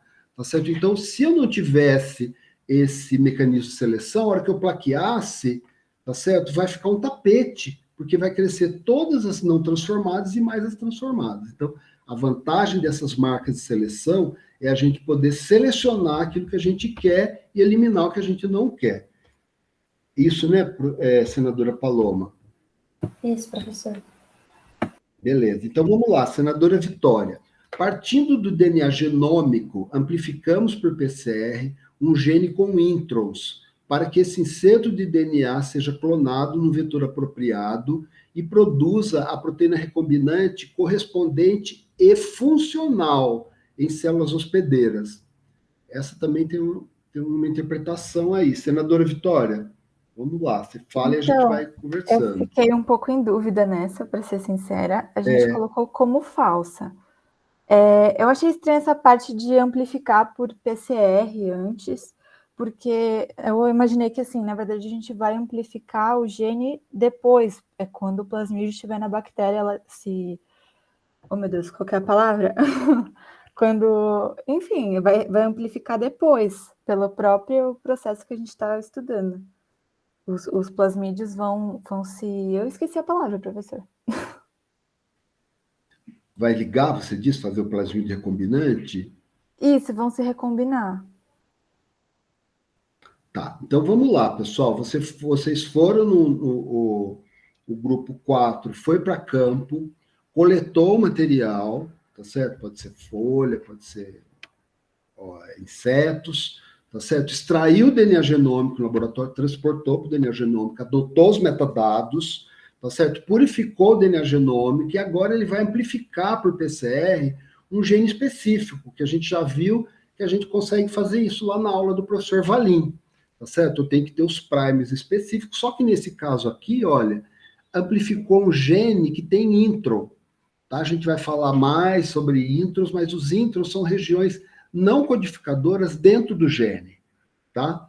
A gente vai ver isso em detalhes. Então, para que eu tenha uma proteína recombinante funcional, tá certo? Se eu for expressar um gene que tem introns, que tem uma parte que codifica aminoácidos que não tem interesse nenhum, significa o quê, pessoal? Que ela não vai funcionar. Essa proteína, ela vai ser meio Frankenstein, porque ela vai ter os domínios, normalmente, que codificam a proteína desejada, mas vai ter regiões que vão ser traduzidos a partir da sequência do intron, que vai produzir uma enzima não funcional, tá certo? Então, quando a gente quer expressar um gene, ter uma proteína funcional, nós temos que nos certificar de que aquele gene não tem introns, tá certo? Uma maneira é você já ter algum conhecimento daquele gene, que você vai direto lá no DNA genômico, tá certo? Desenha os primers da metionina inicial até o stop codon e clona, tá? A outra maneira, que a gente vai ver também em detalhes, o professor Marcelo Valim falou meio passando rápido, é clonar o gene a partir do cDNA, né? Então, o gene que tem introns, ele vai ser transcrito, tá? Na transcrição depois tem um fenômeno chamado splice, que a gente vai ver em detalhes, que retira os introns e cola só as regiões codificadoras no RNA mensageiro maduro, e esse sim, quando é expresso na proteína, vai ter só os aminoácidos que tornam aquela proteína funcional. Senadora, ficou claro? Agora entendi. Obrigada, professor. Pessoal, se tiver dúvida, põe aí que o Fernando vai falando para a gente, tá? Senadora Evelyn, do grupo 5. Na clonagem de DNA em vetor, a seleção branca e azul facilita a seleção de clones recombinantes contendo a construção desejada. Então, professor, nosso grupo falou que é verdadeiro, porque a seleção azul e branco, né, ela é uma solução que vai evitar não conseguirmos diferenciar os clones bacterianos, que tem os plastídeo recombinante ou não. Então, em regiões onde não terão os plastídeos recombinantes, a enzima beta-gal, que degrada o substrato X-gal, ela vai evidenciar em azul através dessa degradação. Então, vai indicar que não tem plastídio recombinante. E quando não tem o plastídio recombinante, não vai ter a expressão da beta-gal, porque ele também não tem o X-gal. Então, o meio de cultura ele vai ficar branco, e evidenciando assim não ter o plastídio. Beleza. A gente vai retomar isso, tá? No nosso ateliê de clonagem. Tá? Porque eu estou falando aqui, eu vou só falar mesmo. Vou abrir lá, não, vou só falar, porque ali vocês podem olhar lá no vídeo e no PDF do assíncrono. Né? Então, vou clonar um DNA num vetor. Né? Tenho lá o vetor, eu digeri com uma enzima de restrição única, ele abriu o vetor, tá certo? E aí eu coloco um inserto de DNA, por exemplo, que foi digerido com a mesma enzima que eu digeri o vetor, para ter aquela complementaridade de base. O que acontece, pessoal? Quando eu faço essa ligação, aqui eu vou ter que parar um pouquinho para mostrar, porque pode ter ficado alguma dúvida. Né? Então, por exemplo, agora acho que está dando para me ver, né? Aqui está o vetor plasmidial, aqui em azul está o gene beta-gal. Tá certo? E aqui em vermelho é a sequência do polylinker, do sítio múltiplo de clonagem, uma região que tem sequências únicas, que só são reconhecidas nessa região aqui do plasmídio, que quando eu faço a digestão, ele lineariza o plasmídio. Tá certo? Então, se ele lineariza toda a região aqui codificadora, que codifica, enfim, que tem as características importantes para o plasmídio replicar e funcionar direitinho, estão íntegras na molécula, porque eu só digeri. Se eu cortasse com uma enzima que picotasse o meu vetor, eu não ia conseguir montar ele, ia ser muito difícil selecionar aquele que montou corretamente. Então, para facilitar, eu faço a digestão e linearizo. Aí eu vou lá, faço a minha clonagem, meu gene de interesse, que está aqui, tá certo? Então, eu tenho todo o plasmídio e o gene de interesse que foi clonado, então, aqui na região do polylinker, tá certo? E vai dividir, então, o gene da enzima beta-gal, vai entrar um caminhão ali dentro, no meio do gene, então ele vai parar de funcionar, tá certo? Se ele para de funcionar, e nesse caso corresponde ao clone de bactéria que tem o plasmídio recombinante, onde eu consegui clonar o inserto de interesse, o que vai acontecer? Eu plaqueio no meio com antibiótico, vai selecionar todas as bactérias que têm plasmídio, tá? Detalhe, plasmídio recombinante, e também, pessoal, o que acontece muito é o plasmídio se religar nele mesmo. Então, aquele não é recombinante, tá certo? Porém, ele sendo não recombinante ou recombinante, o gene que confere a resistência à ampicilina, olha, ele está do outro lado aqui, ele está funcional. Então, todas as células transformadas, independente de ser recombinante ou não pela religação do plasmídio aqui nele mesmo, vão crescer no meio com antibiótico. Como que eu seleciono só os recombinantes? Eu vou plaquear no meio, então, com antibiótico e mais o substrato da beta-galactosidase, tá certo? Que é o X-gal, tem um nome enorme. Então, o que acontece? O X-gal, ele é substrato da enzima beta-galactosidase, gera um composto azul, tá certo? Então, vetor que religou nele mesmo, gene da beta-gal íntegro, vai produzir a substância azul e a colônia vai ficar azul, tá? Construção recombinante que entrou dentro da bactéria, o que vai acontecer? Gene da beta-gal inativo, porque entrou bem aqui no meio o que eu queria, né, o meu fragmento de DNA, e a beta-gal não ativa não vai produzir o composto azul. Então, com isso, as colônias recombinantes, que é as que me interessam, ficam brancas. Tá? Então, isso é uma explicação que eu estou falando aqui agora, mais detalhe, mas está lá na gravação do assíncrono e está também no PDF do assíncrono. Senadora Evelyn, ficou claro? Sim, professor, tudo certinho. Ficou claro? Sim. Tá, então, aí você fala assim, mas vai facilitar em relação ao quê? Tá certo? Em relação ao que isso vai facilitar? Tá dando para ver aqui, ó. Agora dá para eu mostrar. Tá dando para ver a aula aqui, pessoal? Tá sim, professor.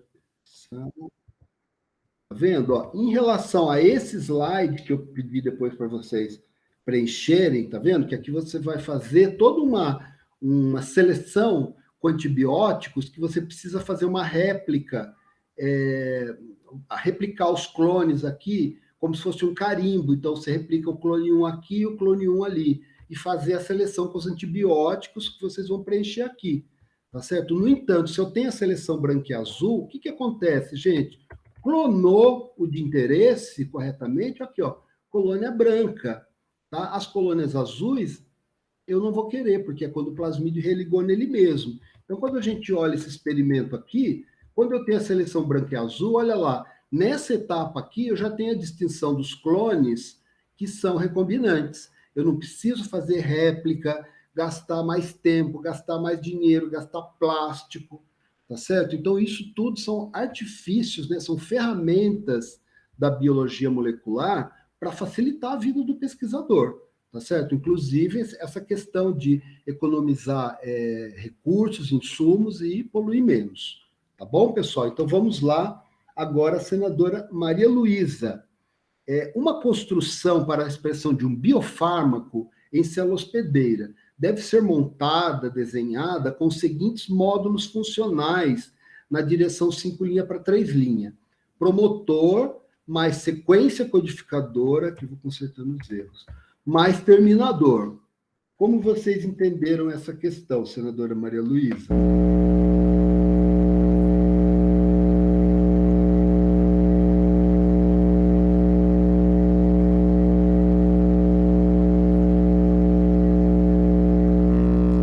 Problema de áudio. Não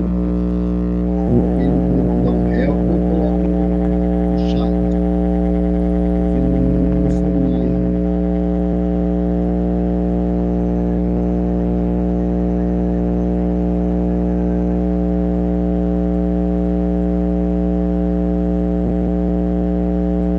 Senador, acho que você está falando, mas não está saindo aqui. Tem alguém do grupo? Grupo 6?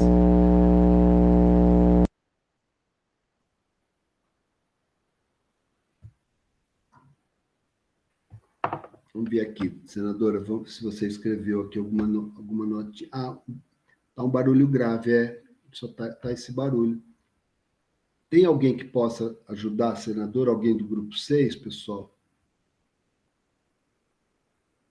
Olha lá, uma construção para a expressão de um biofármaco em célula hospedeira, tá? A gente vai falar isso nas próximas 2 aulas, deve ser montada, desenhada com os seguintes módulos funcionais, na direção de 5' para 3', tá? Promotor, sequência codificadora e terminador. Tá? Então, isso aqui, enquanto a gente vê um jeito de responder, eu já vou falar o seguinte, quando eu falo módulos funcionais, pessoal, entra na questão da gente poder enxergar, então, toda essa manipulação do DNA como se fosse um Lego, tá certo? Onde a gente pode escolher para o nosso projeto, o promotor que a gente quer, a sequência codificadora para que a gente quer e o terminador que a gente quer, tá certo? Algo customizado, que é o que a gente vai fazer no ateliê de clonagem a semana que vem, tá certo? Então, senadora, você pode dizer só se você acha que é verdadeiro ou falso? Agora? Opa, agora sim, ótimo. Tá, então, eu ia comentar que meu grupo teve dificuldade nessa, quando a gente assistiu a aula da semana 4, principalmente com os termos de promotor e terminador. E aí a gente procurou a monitoria e aí você explicou mais ou menos pra gente do processo de transcrição. Então, quando a gente analisa assim a parte de transcrição, estaria para mim verdadeiro, que tem essa sequência de promotor, sequência codificadora e terminador. Mas aí eu fui dar uma olhada na aula da semana 5 e eu vi que para ter esse processo de clonagem também, teria o promotor o polylinker, o gene que depois ia ser trocado com o gene de interesse, e no final o gene de resistência. Então, eu acho que ficou essa dúvida sobre a diferença dessa parte de transcrição, que seria mais direta para o motor, sequência codificadora e terminador, para esse que tem o polylinker trocado e o gene de resistência. Mas, no primeiro momento, a gente colocou como verdadeiro. Verdadeiro, tá. Então, bom, é verdadeiro, tá certo? Porque aí, no caso, quando você está falando do polylinker, né, aquela questão de você linearizar ele para poder ligar o seu DNA de interesse. E no caso aqui, o DNA de interesse, tem essa questão modular, né, promotor, sequência codificador e terminador, a gente pode clonar isso já pronto, esse módulo funcional com esses 3 pedaços, no vetor plasmidial, tá certo? Por quê? Porque ali já vai ter a informação do promotor, que vai ser reconhecido pela RNA polimerase, para poder transcrever o seu gene de interesse que está clonado ali, tá? A sequência codificadora, os aminoácidos, e a região terminadora, que ela está relacionada com a sinalização do final do transcrito, tá certo? Então, ali mostra-se, olha, o RNA mensageiro para de ser transcrito aqui, porque já tem todas as informações ali necessárias para que a proteína, né, correlata seja traduzida no ribossomo. Tá? Então, nesse caso aqui, é verdadeiro, por quê? Porque eu faço essa construção, tá certo? Promotor, sequência codificador e terminador, e aí eu posso clonar, que a gente chama de um cassete de expressão, né? Que é justamente esses módulos funcionais já organizados no plasmídio que vai replicar na sua célula hospedeira. Ficou claro, senadora, tirando essas questões do polylink, que já não diz respeito diretamente ao que está falado aqui na questão. Ficou assim, prof. Obrigado. Vamos agora para a questão... Agora estou perdido, gente. Quem que é agora? Senadora Marília Gabriela, é isso? Foi a Maria Luísa que falou agora? Isso, professor, sou eu. Senadora Marília Gabriela, vamos lá. A clonagem de DNA em vetor é mais fácil de acontecer quando as extremidades dos DNAs a serem unidas são abruptas, cegas, ao invés de coesivas. Então, o grupo colocou essa alternativa como falsa, né? Porque as extremidades abruptas, elas não possuem aqueles filamentos de fita simples, o que dá uma adesão, né, maior para o filamento de DNA. Sendo assim, essas extremidades abruptas, elas não são elas são menos eficientes, né? E elas podem possuir falhas.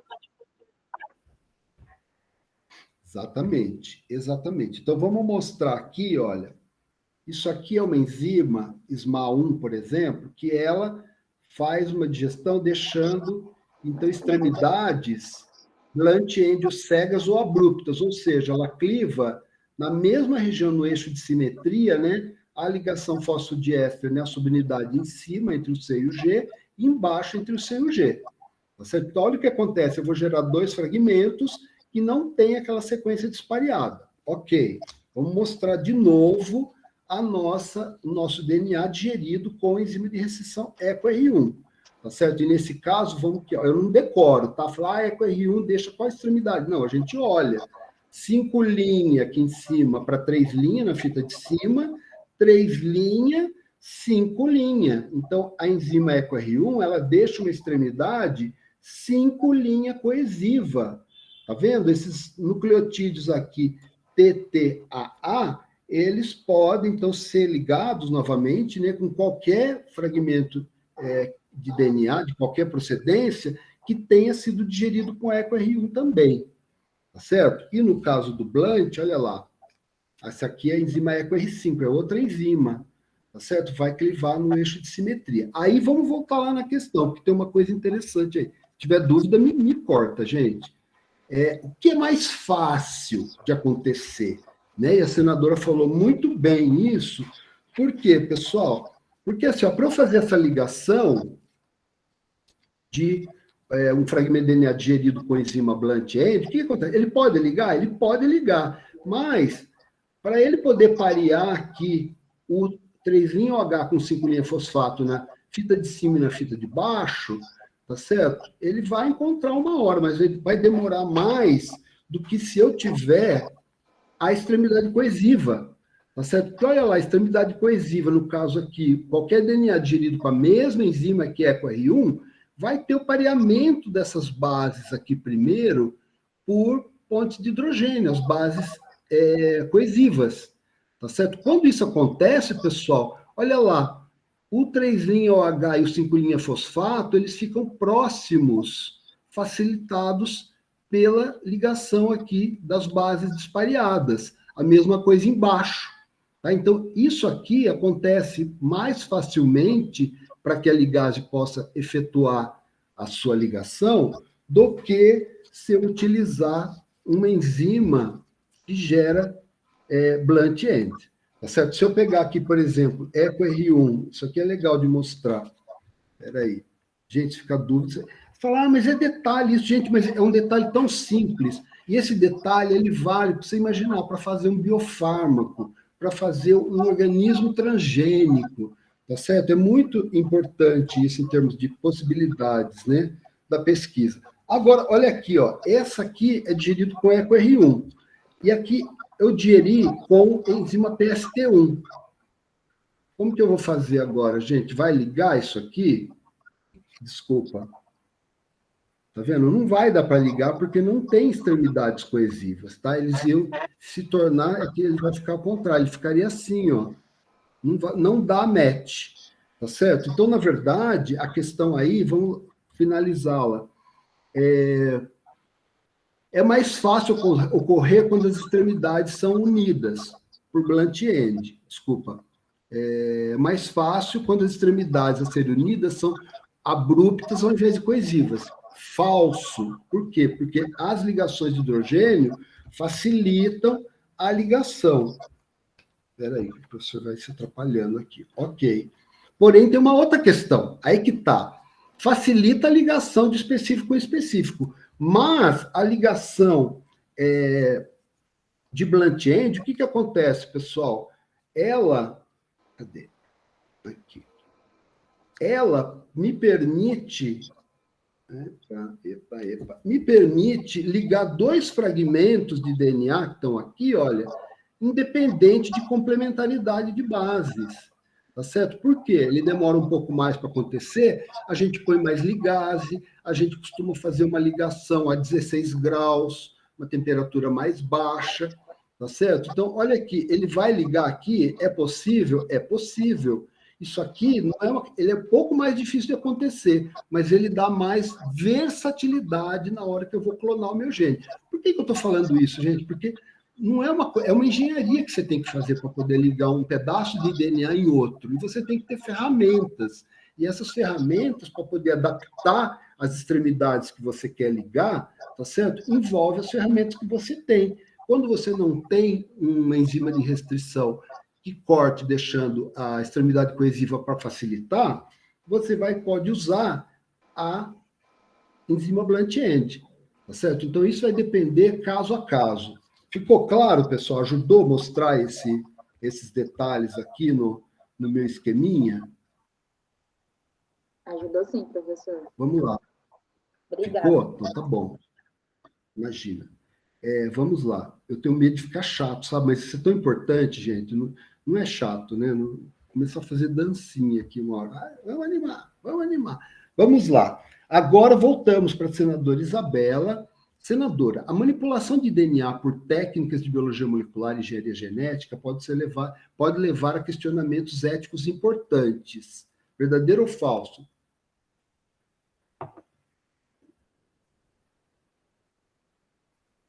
Grupo 1. Então, professor, nosso grupo colocou como verdadeira.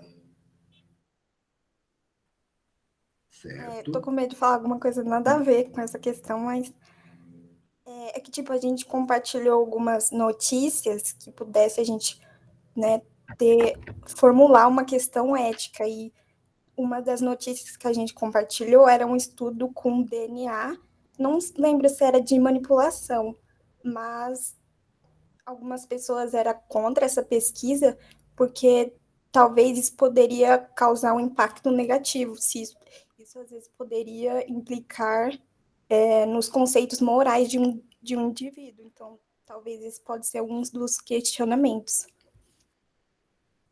Qual que teria sido, então, esse caso? Você lembra? Era uma notícia que diz, era estudo de DNA de autistas, né, no Reino Unido. Era uma pesquisa feita no Reino Unido, e o objetivo, deixa eu procurar aqui, o objetivo era de estudar as contribuições genéticas e ambientais relacionadas ao espectro autista. E aí algumas pessoas tinham preocupações com o avanço da pesquisa, se essas informações coletadas podem ser usadas de forma indevida por outros pesquisadores que buscam achar cura ou erradicar o espectro autista. Então, eu acho que, como isso pode ser uma preocupação, acho que isso pode causar um impacto negativo. Então, talvez alguns questionamentos da manipulação pode ser se isso pode causar um impacto negativo nesses indivíduos que têm esse espectro autista. Excelente, excelente. Está vendo, pessoal, como o Senado traz coisas interessantes? Eu tinha lido isso, viu, senadora Isabela? Achei também bem interessante, porque às vezes a gente só fica, nossa, é possibilidades, é avanço, é não sei o quê, mas a gente tem que pensar no lado ético, tá certo? Você pode falar, não, gente, mas eu vou pesquisar os autistas, vai melhorar. Primeiro, gente, isso está dentro da variabilidade, tá certo? Tudo bem que a nossa sociedade é excludente, né? Todo mundo se acha melhor, igual, todo mundo não, né? Mas, enfim, tem essa exclusão para o que é diferente. Né? Então, se falar, vou excluir o espectro autista. Poxa, será que isso é bom? Tá certo? Outra coisa, essas informações, não só do espectro autista, mas de qualquer informação nossa, tá certo? Que possa ser obtido por sequenciamento do nosso DNA, a gente vai voltar a falar sobre isso. Poderia ser utilizada, por exemplo, para discriminação.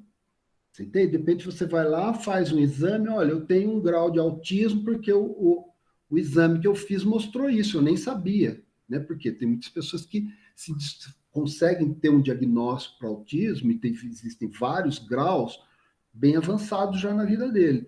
E aí isso pode ser utilizado para uma seleção de emprego, uma seleção de um estágio, de uma oportunidade, tá certo? Tá lá, olha, tenho espectro, faço parte do espectro autista, né? Ah, olha, não quero autista no meu time, entendeu? Então, esse é o tipo de questionamento que a gente faz e também é uma questão aí, né, pessoal, é dialogado isso, não é uma coisa assim, olha, eu não gosto, não quero. Tá certo? A gente está cansado de ver essa questão, né? E muitas vezes sem base científica, as fake news.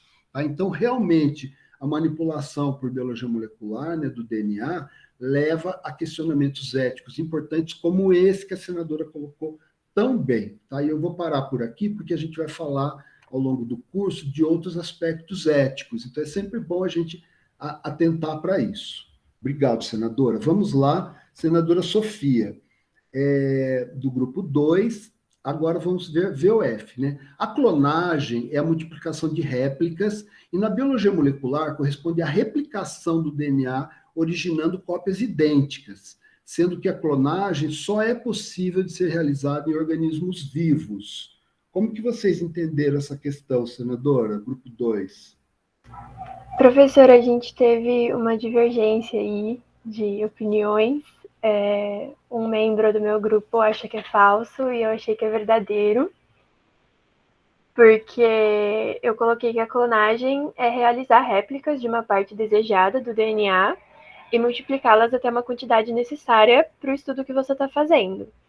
E aí as multiplicações elas são feitas em vivo pela própria maquinaria das células em que o material replicado é inserido. Tá. E aí vamos pensar o seguinte, então, ó, vou ler de novo. A clonagem é a multiplicação de réplicas e na biologia molecular corresponde à replicação do DNA originando cópias idênticas. E a aula 3 de PCR, o que é feito na aula 3? A gente faz réplicas de DNA quando a gente faz uma reação de PCR? Essa é a pegadinha que o professor pôs.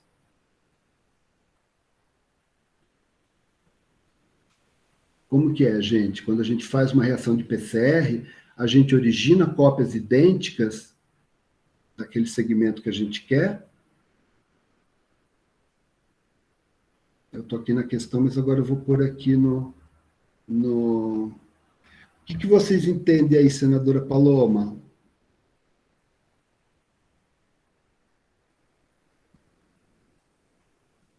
É a senadora Paloma agora, né? Não, agora sou eu, professor Sofia. Ah, Sofia, desculpa. Gente, que eu estou tentando ver. Sofia, vamos lá. Como que, depois disso que eu falei, como que a gente pode entender essa afirmação? Ah, como falsa, então. Se a gente pensar na aula 3. Porque não seriam cópias idênticas. Por que você... Por quê? Desculpa. Porque não seriam cópias idênticas. Utilizando PCR? Ah, professor, sinceramente eu achei que era, mas pelo tom de voz que o professor usou, eu tô achando que não. Mas então... Não, vamos raciocinar. Olha, me perdi a questão aqui. fala, só pode acontecer a replicação do DNA, ou seja, você multiplicar cópias de um pedaço de DNA em organismos vivos. A gente viu que realmente, quando você transforma a bactéria, ela vai replicar o plasmídio e vai produzir cópias do plasmídio com a sua sequência de interesse. Mas, quando a gente faz isso por PCR, não é basicamente a mesma coisa? Não, A gente sim, não tudo está bem. fazendo cópias idênticas? E nesse caso, né? Existe essa possibilidade, mas eu achei que pela aula a gente estava focando nessa replicação em vivo mesmo. Porque você replica o plasmídio em outra célula justamente para ver se essa outra célula é capaz de produzir aquele fator, aquela proteína. Mas aí, então, a gente inclusive tem aqui, quer ver? Olha, eu vou achar aqui, eu estou já começando a ficar neurótico com o tempo da aula, mas deixa eu ver se eu acho aqui um slide que eu tinha colocado. Cadê? Quando a gente pensa em PCR, pessoal, a gente está fazendo ali uma clonagem, tá certo? Só que ela não é em vivo, né? Ela é in vitro. Tá? A gente vai ter lá os primers que reconhecem a região específica do gene de interesse. Não tá aqui, viu? Acho que está em outro slide. Tá? Então, na verdade, a pegadinha dessa questão é que não é só possível em organismos vivos, a gente pode fazer isso in vitro, né? Na nossa reação, por exemplo, de PCR. Por isso que a PCR impactou tanto o universo da pesquisa, né? E, inclusive, o seu inventor lá foi agraciado com o prêmio Nobel. Tá? Por quê? Porque a gente consegue, então, criar clones de DNA num ambiente livre de células, tá certo? Com a reação de PCR. Tá correto, senadora? Sim, quer dizer, tá. No caso, a alternativa é falsa, né? Gente, então, isso. Aí entra outra coisa, senadora. Vamos supor, vamos dizer que eu faça uma prova. A gente vai fazer uma prova, tá? Então, estamos aqui, vamos fazer uma prova disso, para fazer uma avaliação somativa em termos de nota, tá certo? Você põe eu, como professor, eu coloco uma questão dessa, eu falo, gente, eu não posso fazer só questões verdadeiras. Onde que eu mudo ali para ter umas alternativas falsas que possam trazer essa reflexão? Você entende? Então, eu acho um pouco cruel quando isso vai para uma prova e a pessoa erra a questão, você entende, por uma falta de uma discussão sobre o assunto.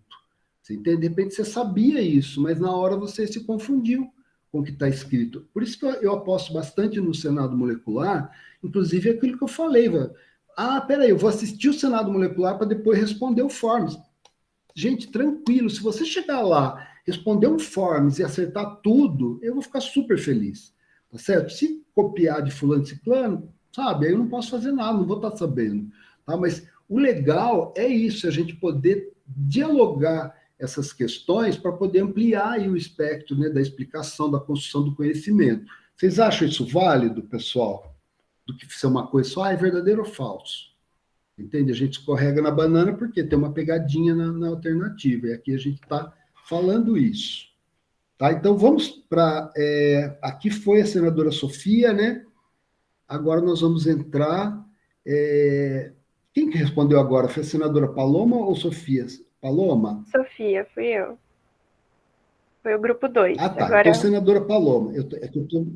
Estou me coordenando. Agora é o grupo 3. Vamos lá. Senadora Paloma. A clonagem permite o estudo somente de moléculas de DNA, quando essas são multiplicadas de forma idêntica, em quantidades suficientes para para a realização de experimentos e análises moleculares. A gente colocou falso. A clonagem não estuda somente as moléculas de DNA, pois é possível, por exemplo, usar o gene reporter para analisar proteínas. Perfeito. Perfeito, tá? Então, na verdade, eu achei essa questão aí mal redigida, eu vou mudar ela, tá? Mas é bem isso que você falou mesmo. A gente pode clonar organismos, a gente pode clonar órgãos hoje em dia, tá? Então, não é só relacionado a moléculas de DNA. Obrigado, senadora Paloma. Vamos para a senadora Vitória. Próxima questão. O DNA genômico, contendo todo o patrimônio genético de organismo, é uma molécula grande, que pode conter milhões ou bilhões de pares de nucleotídeos alinhados em sequências específicas. Para o estudo de todas as informações contidas no genoma, podemos fragmentar o DNA genômico em pedaços menores e clonar em vetores, gerando bibliotecas de clones contendo fragmentos do genoma sob estudo. Como que vocês viram essa questão, senadora Paloma? Vitória, perdão. A gente colocou como verdadeira, porque uma das funções da clonagem é a identificação dos genes, né? E assim a gente pode construir bibliotecas. Exatamente. É aquilo que a gente falou, né? O genoma inteiro é um livro gigante. E a gente mal consegue virar a primeira página, com todas as informações lá dentro. Na medida em que eu compartimentalizo essa informação em fragmentos menores clonados num vetor, que eu posso manipular, eu posso aumentar, posso estudar, tá certo? Eu gero, então, o que a gente chama de bibliotecas de clones. Por quê? Porque eu digeri o plasmídio e digeri o DNA do genoma, que deu aqui, tá aqui atrás, um monte de fragmentos, tá certo? A hora que eu misturo tudo isso num tubinho, o meu plasmídio, né, várias moléculas de plasmídio linearizadas, vão receber diferentes fragmentos daquele genoma, tá certo? Então, com isso, eu vou transformar a bactéria, tá? Fazer a seleção, por exemplo, branco e azul, e ali, nas brancas, eu vou ter o quê? A minha biblioteca de clones, tá? Cada bactéria ali tem um plasmídio recombinante, tá? Com um livrinho, um fascículo dessa informação tão grande que é o genoma. Tudo bem, pessoal? Também é uma alternativa para a gente trabalhar. Não dá para trabalhar nesse nível com o genoma inteiro desse tamanho. Né? Levando em consideração que o genoma da Escherichia coli tem 4 milhões e 500 mil pares de base, e o genoma humano tem 3 bilhões de bases. Quer dizer, uma molécula muito grande. Tudo bem, senadora? Tudo certo. Falei direito? Super. Então, obrigado. Vamos lá. Grupo 5, senadora Evelyn. A manipulação racional do DNA através do corte da molécula com enzimas de restrição, que são as tesouras moleculares, e ligação com a enzima ligase, de modo a gerar construções de DNA com pedaços, fragmentos unidos, para atender às necessidades do design funcional original do projeto. No caso de um plasmídio recombinante, são características básicas da engenharia genética. Como que o grupo entendeu, senadora? Então, professor, nosso grupo só ficou um pouco confuso com a palavra racional, mas, sobretudo, colocamos verdadeiro. Qual palavra? Desculpa? Racional. Desculpa, qual palavra? Racional. Ah, racional, tá. Mas a gente colocou que é verdadeiro, porque muitos métodos de DNA recombinante, eles precisam de várias cópias de um fragmento específico de DNA. Então, como foi dito, uma forma para ampliar um fragmento específico é colocar o fragmento em uma célula bacteriana e deixar que a célula replique o DNA. Então, esse é o processo, né, da clonagem, por essa produção idêntica de cópias dos fragmentos. E aí, nosso grupo também falamos sobre as enzimas de restrição e a DNA ligase, mas é basicamente isso. Quer dizer, você tem ferramentas, né, senadora, para poder manipular o DNA, para poder cortar o DNA, cortar e ligar, tá certo? Fazer essa engenharia, mas essa engenharia, olha lá, esse que é o contexto aqui também da questão, né? Eu estou falando aqui de um design funcional original do seu projeto. O que é o design do projeto lembra do caminhãozinho, que tem lá as instruções para poder fazer o caminhãozinho, lá na prancheta do engenheiro mecânico, o desenho de cada peça, está no DNA a mesma coisa, a gente faz uma manipulação racional, significa o quê? A gente pensa a construção de DNA que a gente quer antes de executar. Tá? Olha, eu quero esse promotor que é ativado por esse sinal para poder fazer a expressão desse gene, tá certo? Então, com isso, você vai seguindo um planejamento prévio que você faz, de designer molecular, de engenheiro genético, tá? Então, é ligando esses conceitos aí que a gente pode, então, executar, né, a construção de DNAs segundo o nosso desejo, né, de uma maneira racional, para uma determinada finalidade. Ficou legal a explicação, senadora? Complementou a sua? Sim, professor. Ótimo. Deu para pegar agora essa manipulação racional? Quer dizer que essa manipulação racional pressupõe um projeto que você vai fazer antes, qual a construção que eu desejo, em que vetor, tá certo? Uhum. Certinho. Tá? E isso, pessoal, essa manipulação racional também a gente chama, em metodologia da pesquisa, né, como que é? O design do experimento, não era isso, fugiu aqui a palavra, depois ela vai voltar na minha cabeça. Você fazer o design aí da construção que você quer, o desenho, né? Vamos lá, senadora Maria Luísa, do grupo 6, os avanços na tecnologia do DNA recombinante foram possibilitados pelo uso, pela primeira vez na ciência, do modelo biológico de infecção de bacteriófagos em bactérias hospedeiras, evidenciando as enzimas de restrição e a possibilidade de construção de moléculas de DNA engenheiradas. Como que vocês entenderam? Então, prof, essa a gente colocou como verdadeira, pensando nos primeiros estudos de 1973 do Corren, que ele analisava bactérias e os plasmídios, e que, no caso, os plasmídios, eles possibilitavam resistência a algum antibiótico, e que as enzimas de restrição, elas podiam estar cortando o DNA, e assim o DNA podia ser cortado, ligado, e aí foi o início para a engenharia genética. E aí, logo depois disso, também as primeiras pesquisas sobre a guerra natural, né, que seria sobre as bactérias versus os bacteriófagos, deu para entender um pouco mais sobre como essas enzimas de restrição funcionavam. Então, as bactérias tinham o processo de metilação e também usavam as enzimas de restrição para proteger o seu próprio DNA, e o DNA do invasor não era modificado, e então ele podia ser, assim, destruído. Então, foi importante para entender mesmo esse processo das enzimas de restrição. Acho que a gente colocou mais ou menos isso, então, verdadeiro. Tá bom. Gente, mas aí que tá. Essa questão, na verdade, ela poderia ser vista de outra forma, porque eu fiz essa questão pensando nela ser falsa.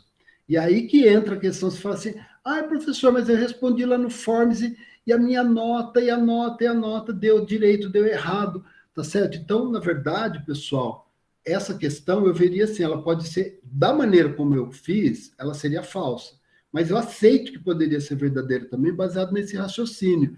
Então, isso mostra para mim o quê, gente? Sinceramente, que a questão da nota do Forms é uma questão menor. Professor, porque vocês vão colocar lá? Professor, olha, eu coloquei verdadeiro, mas era falso, o quiz falso era verdadeiro. Vamos lá, como que eu fiz essa questão? Pensando, tá? E eu não admito que ela seja a única possibilidade.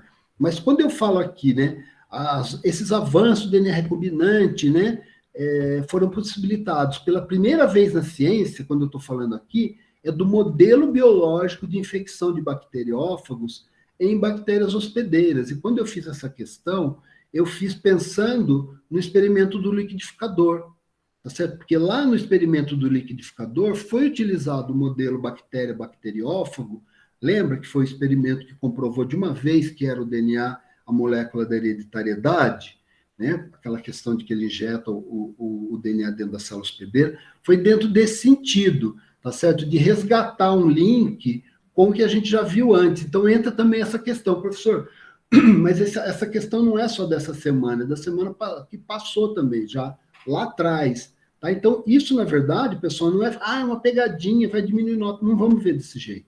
Vamos pensar que a gente tem que expandir, tá certo? E a gente vê isso discutindo, quer dizer, se eu pensar que na ciência já foi utilizado um modelo bacteriófago, bactéria hospedeira, lá atrás, né, em 1940 e pouco, no experimento do liquidificador, não foi a primeira vez na ciência, né, que foi utilizado esse modelo para estudar a biologia molecular, tá certo? Então, não fiquem chateados se você marcar certo ou errado lá, tá certo? Não vai comprometer em nada. Senadora, deu para pegar, então, agora, quer dizer, é tal história, né, gente? Eu acharia muito chato se eu colocasse isso numa prova e ver a pessoa lá, porque eu estou fazendo uma análise, avaliação somativa, o que vale é o que está na prova. Né? Aí fica essa coisa, essa tensão com a nota. Mas, senadora Maria Luísa, isso que eu falei procede? Verdade, prof. Quando eu vi essa questão, eu fiquei em dúvida sobre a palavra, né, tipo, primeira vez, mas deu para entender, sim. Isso. Ficou claro. Então, viu, senadora? Eu, por exemplo, sou uma pessoa que eu sou péssimo em prova de alternativa, porque a gente se atrapalha muito.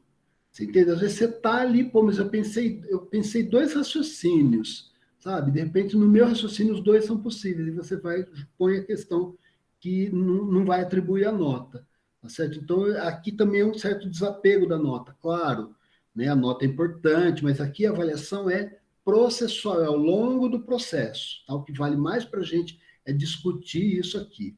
Tá? Obrigado, senadora. Vamos aqui, o tempo está correndo, já estamos indo para o final. Senadora Marília Gabriela, verdadeiro ou falso? Através da clonagem, podemos isolar genes para estudos específicos, como aqueles implicados em tumores gêmeos e câncer, ou para criar um organismo transgênico. Isso seria verdade ou falso? Oi, professor. Então, o grupo colocou como verdadeiro.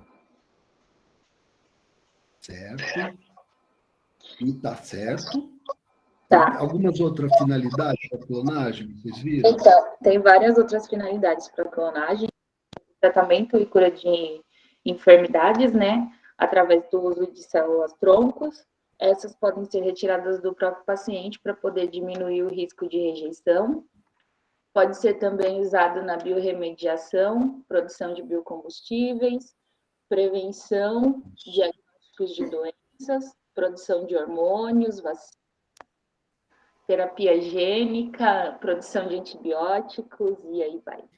Fala pra gente, então, você falou de clonagem na vacina. Fala uma vacina bem famosa aí que utilizou clonagem. A vacina bem famosa é a vacina do coronavírus. Aí sim, não é? Eles tinham lá um agente infeccioso, quem que é? É um vírus, mas qual é a parte imunogênica desse vírus? Aí encontraram a proteína spike, foram clonar, tá certo? Desenvolver a vacina de RNA, outros tipos de vacina, baseados nessa informação, nessa clonagem do gene spike. Tudo bem, pessoal? Ficou? Tá vendo que isso é interessante? Porque, por exemplo, outra coisa, pessoal, que eu questiono, e eu estou questionando, pessoal, por quê? Porque vocês, tá certo? Que estão aí, ainda tem mais curso pela frente, né, presencial. Então, assim, conversar com os professores, porque, por exemplo, uma coisa que eu nunca consigo fazer na aula, porque justamente ficar correndo atrás de conteúdo, minha aula na presencial são 3h30 de aula, para isso tudo que a gente está vendo aqui. É que eu dou a prova e depois não tem tempo para discutir a prova, tá certo? E o que é discutir a prova? É exatamente isso que a gente está fazendo, não é? Olhar as questões, é verdadeiro, é falso, mas por que é uma coisa, por que é outra, por que pode ser um mix de verdadeiro e de falso, tá certo? Então, reflitam sobre isso também, como é importante a gente se enganar, às vezes, para poder perceber a questão de um outro ponto de vista. Eu, pelo menos, acho positivo o Senado nesse sentido. Vamos voltar lá. Senadora Isabela, grupo 1. Tá. Na construção de DNA recombinante, as extremidades de fragmentos de DNA digeridos com enzima de restrição diferentes que geram extremidades distintas podem ser unidas numa reação utilizando a enzima ligase. Isso é verdadeiro ou falso? O grupo colocou como verdadeira. Tá, então olha lá. Duas enzimas que geram extremidades diferentes. Agora aqui, deixa eu ver se está dando para me ver. Vocês estão conseguindo me ver aí, no quadradinho?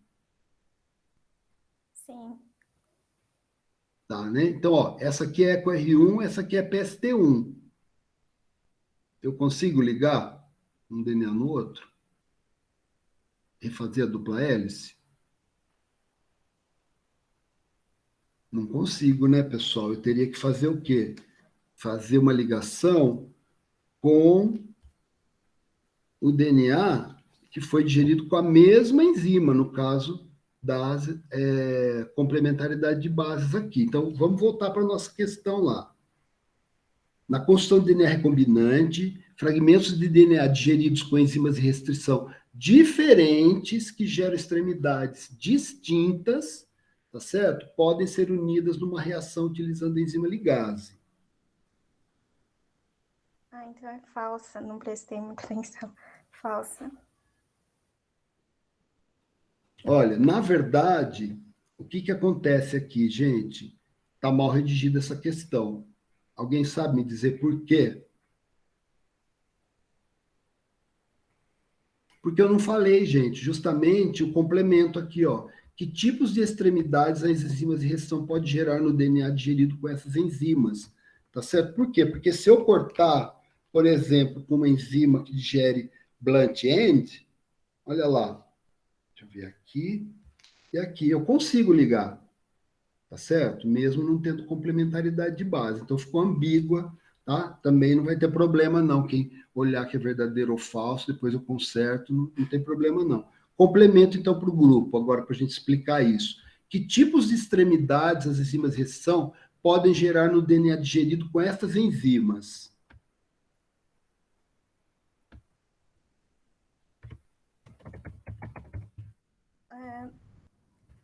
Não tenho certeza da minha resposta, mas eu acho que a gente tem aquelas enzimas que clivam no eixo de simetria e geram moléculas com extremidades cegas ou abruptas. E também tem a clivagem ao redor do eixo. Peraí, vamos lá. Estou mostrando aqui, ó, tá vendo? Ó, no eixo, você está dando para ver, senadora? Dá sim. É o que você falou, né? Essa aqui cortou no eixo. Qual a outra maneira que a gente tem? Continue, por favor. Tem também a de clivagem ao redor do eixo, que geram moléculas com extremidades coesivas. Isso. E quantos tipos de extremidades coesivas pode gerar? Não lembro. Essa digestão com PST, com eco e com PST, tá vendo?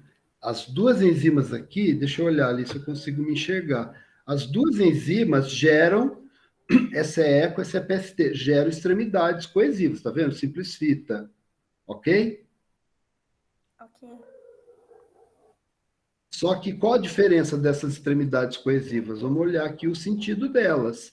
Né? Essa aqui, ó, de 5 linha, esse G aqui é 3 linha OH, e aqui 3 linha, e aqui esse 5 linha fosfato aqui. Então, essa aqui, que é a EcoR1, ela deixa que tipo de extremidade coesiva? 5 linha ou 3 linha protuberante? 5 linha, 3 linha, 3 linhas.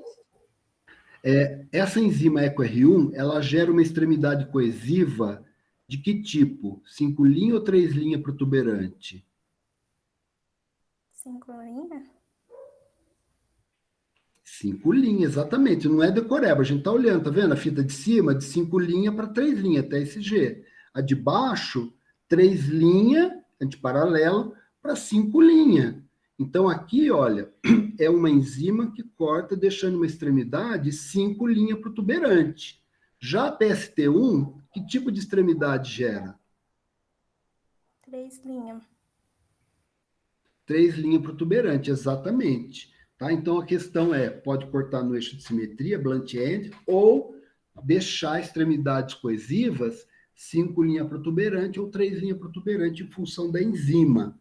Tá, pessoal? E aí não é decoreba, é olhar e é uma ferramenta importante, tá, da gente ver isso. Tudo bem, senadora? Tudo bem, professor. Obrigada. Obrigado você, obrigado ao grupo. Vamos lá, agora, senadora Sofia, perdão.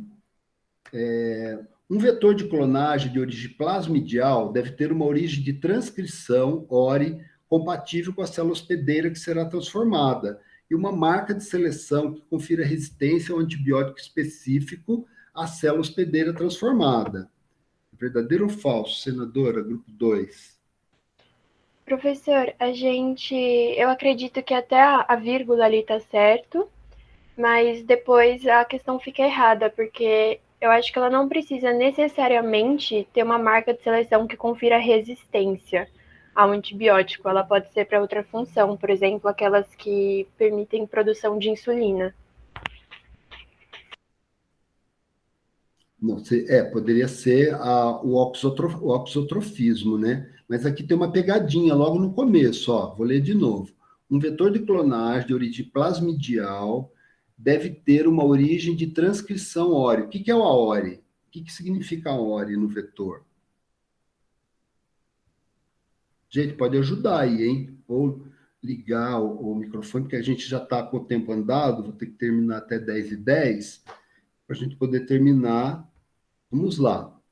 O que significa ORI no plasmídio? Vocês podem olhar lá no PDF. Acho que é bom, viu? Sabia abrir o PDF que eu postei? Porque daí, conforme eu for falando, vocês podem ir olhando. Isso está lá no desenho. O que é ORI, pessoal? ORI, num vetor. Lá, vamos ver se eu acho aqui vetor de clonagem.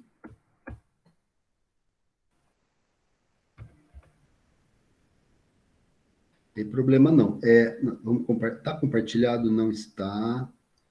Vamos lá, pessoal. Aqui não é decorar. A gente vai entender o nosso assunto. Está dando para ver o vetor plasmidial? Sim, professor. O que significa ORI, então, senadora? Origem de replicação. Isso, tá vendo? Aqui está o plasmídio fechado, vai abrir uma bolha de replicação e vai replicar pelos dois lados, né? Então, a partir do DNA vai gerar a molécula filha. E aí, pronto. Qual que é a pegadinha do professor na questão, então, senadora? O professor pode ser fabuloso. Vamos lá. Um vetor de clonagem plasmidial deve ter uma origem de transcrição ORI compatível com a célula hospedeira que será transformada. Onde que está a pegadinha?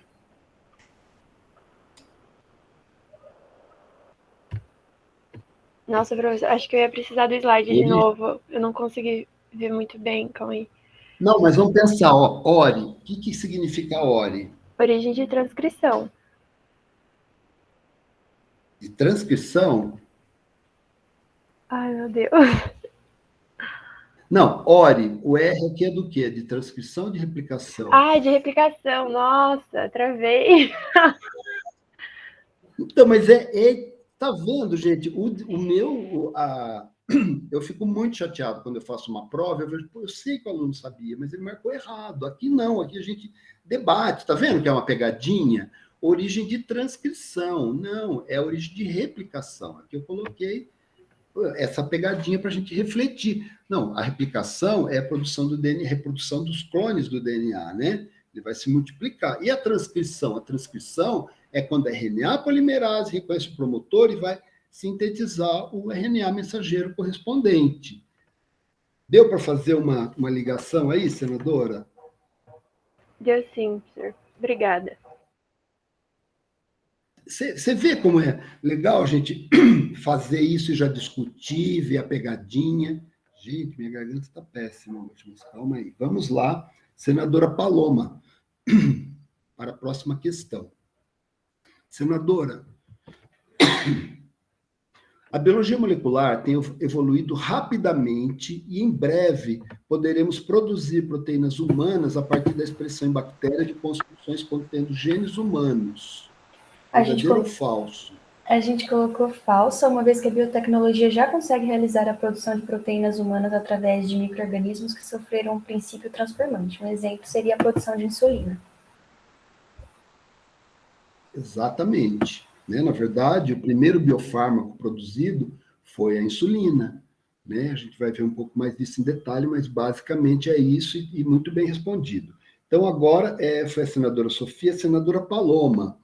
Plasmídeos vetores de origem comercial, tá? Que é bem esse aqui que eu mostro para vocês, possui uma região chamada sítio múltiplo de clonagem ou polylinker, contendo sítios únicos para enzima de restrição distintas e que aumenta as possibilidades de clonagem de fragmento de DNA contendo gene de interesse flanqueado por sítios de reconhecimento para estas enzimas. Isso seria verdadeiro ou falso, senadora? Professora, acho que agora é a Paloma mesmo? Não, é você. Então... Quem que é? Sofia? Vitória.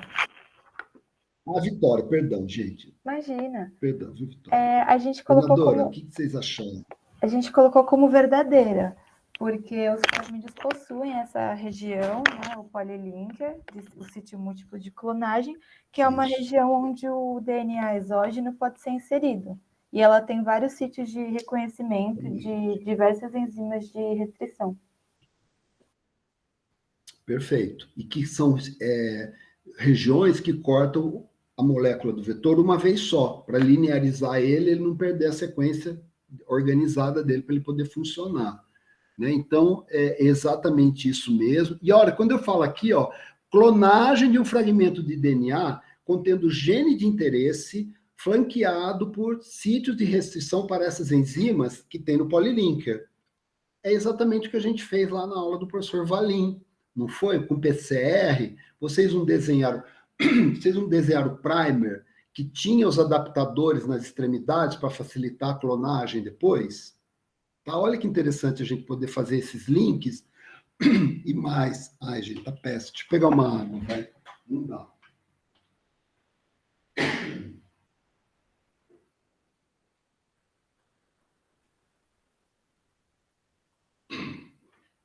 Ah, agora sim. Agora sim! Que tal? Vou cantar uma ópera. Então, olha, agora eu vou desligar aqui. Faltou essas questões, a 6 e a 7, a 8, a 9 e a 10, que nós vamos fazer no começo da próxima aula, tá? Que vai ser o nosso... eu estou compartilhando? Acho que eu não estou compartilhando mais nada. Que vai ser o nosso incrível... ateliê de clonagem, tá? Então, tudo isso que a gente viu, pessoal, é aquilo que eu estou falando. Eu não tive tempo de ver porque foi só uma semana, teve feriado e tal. Tudo bem, vai ter aqui, eu já vou parar de gravar, porque vou parar já. Peraí, só um segundo que não pode passar de 2 horas.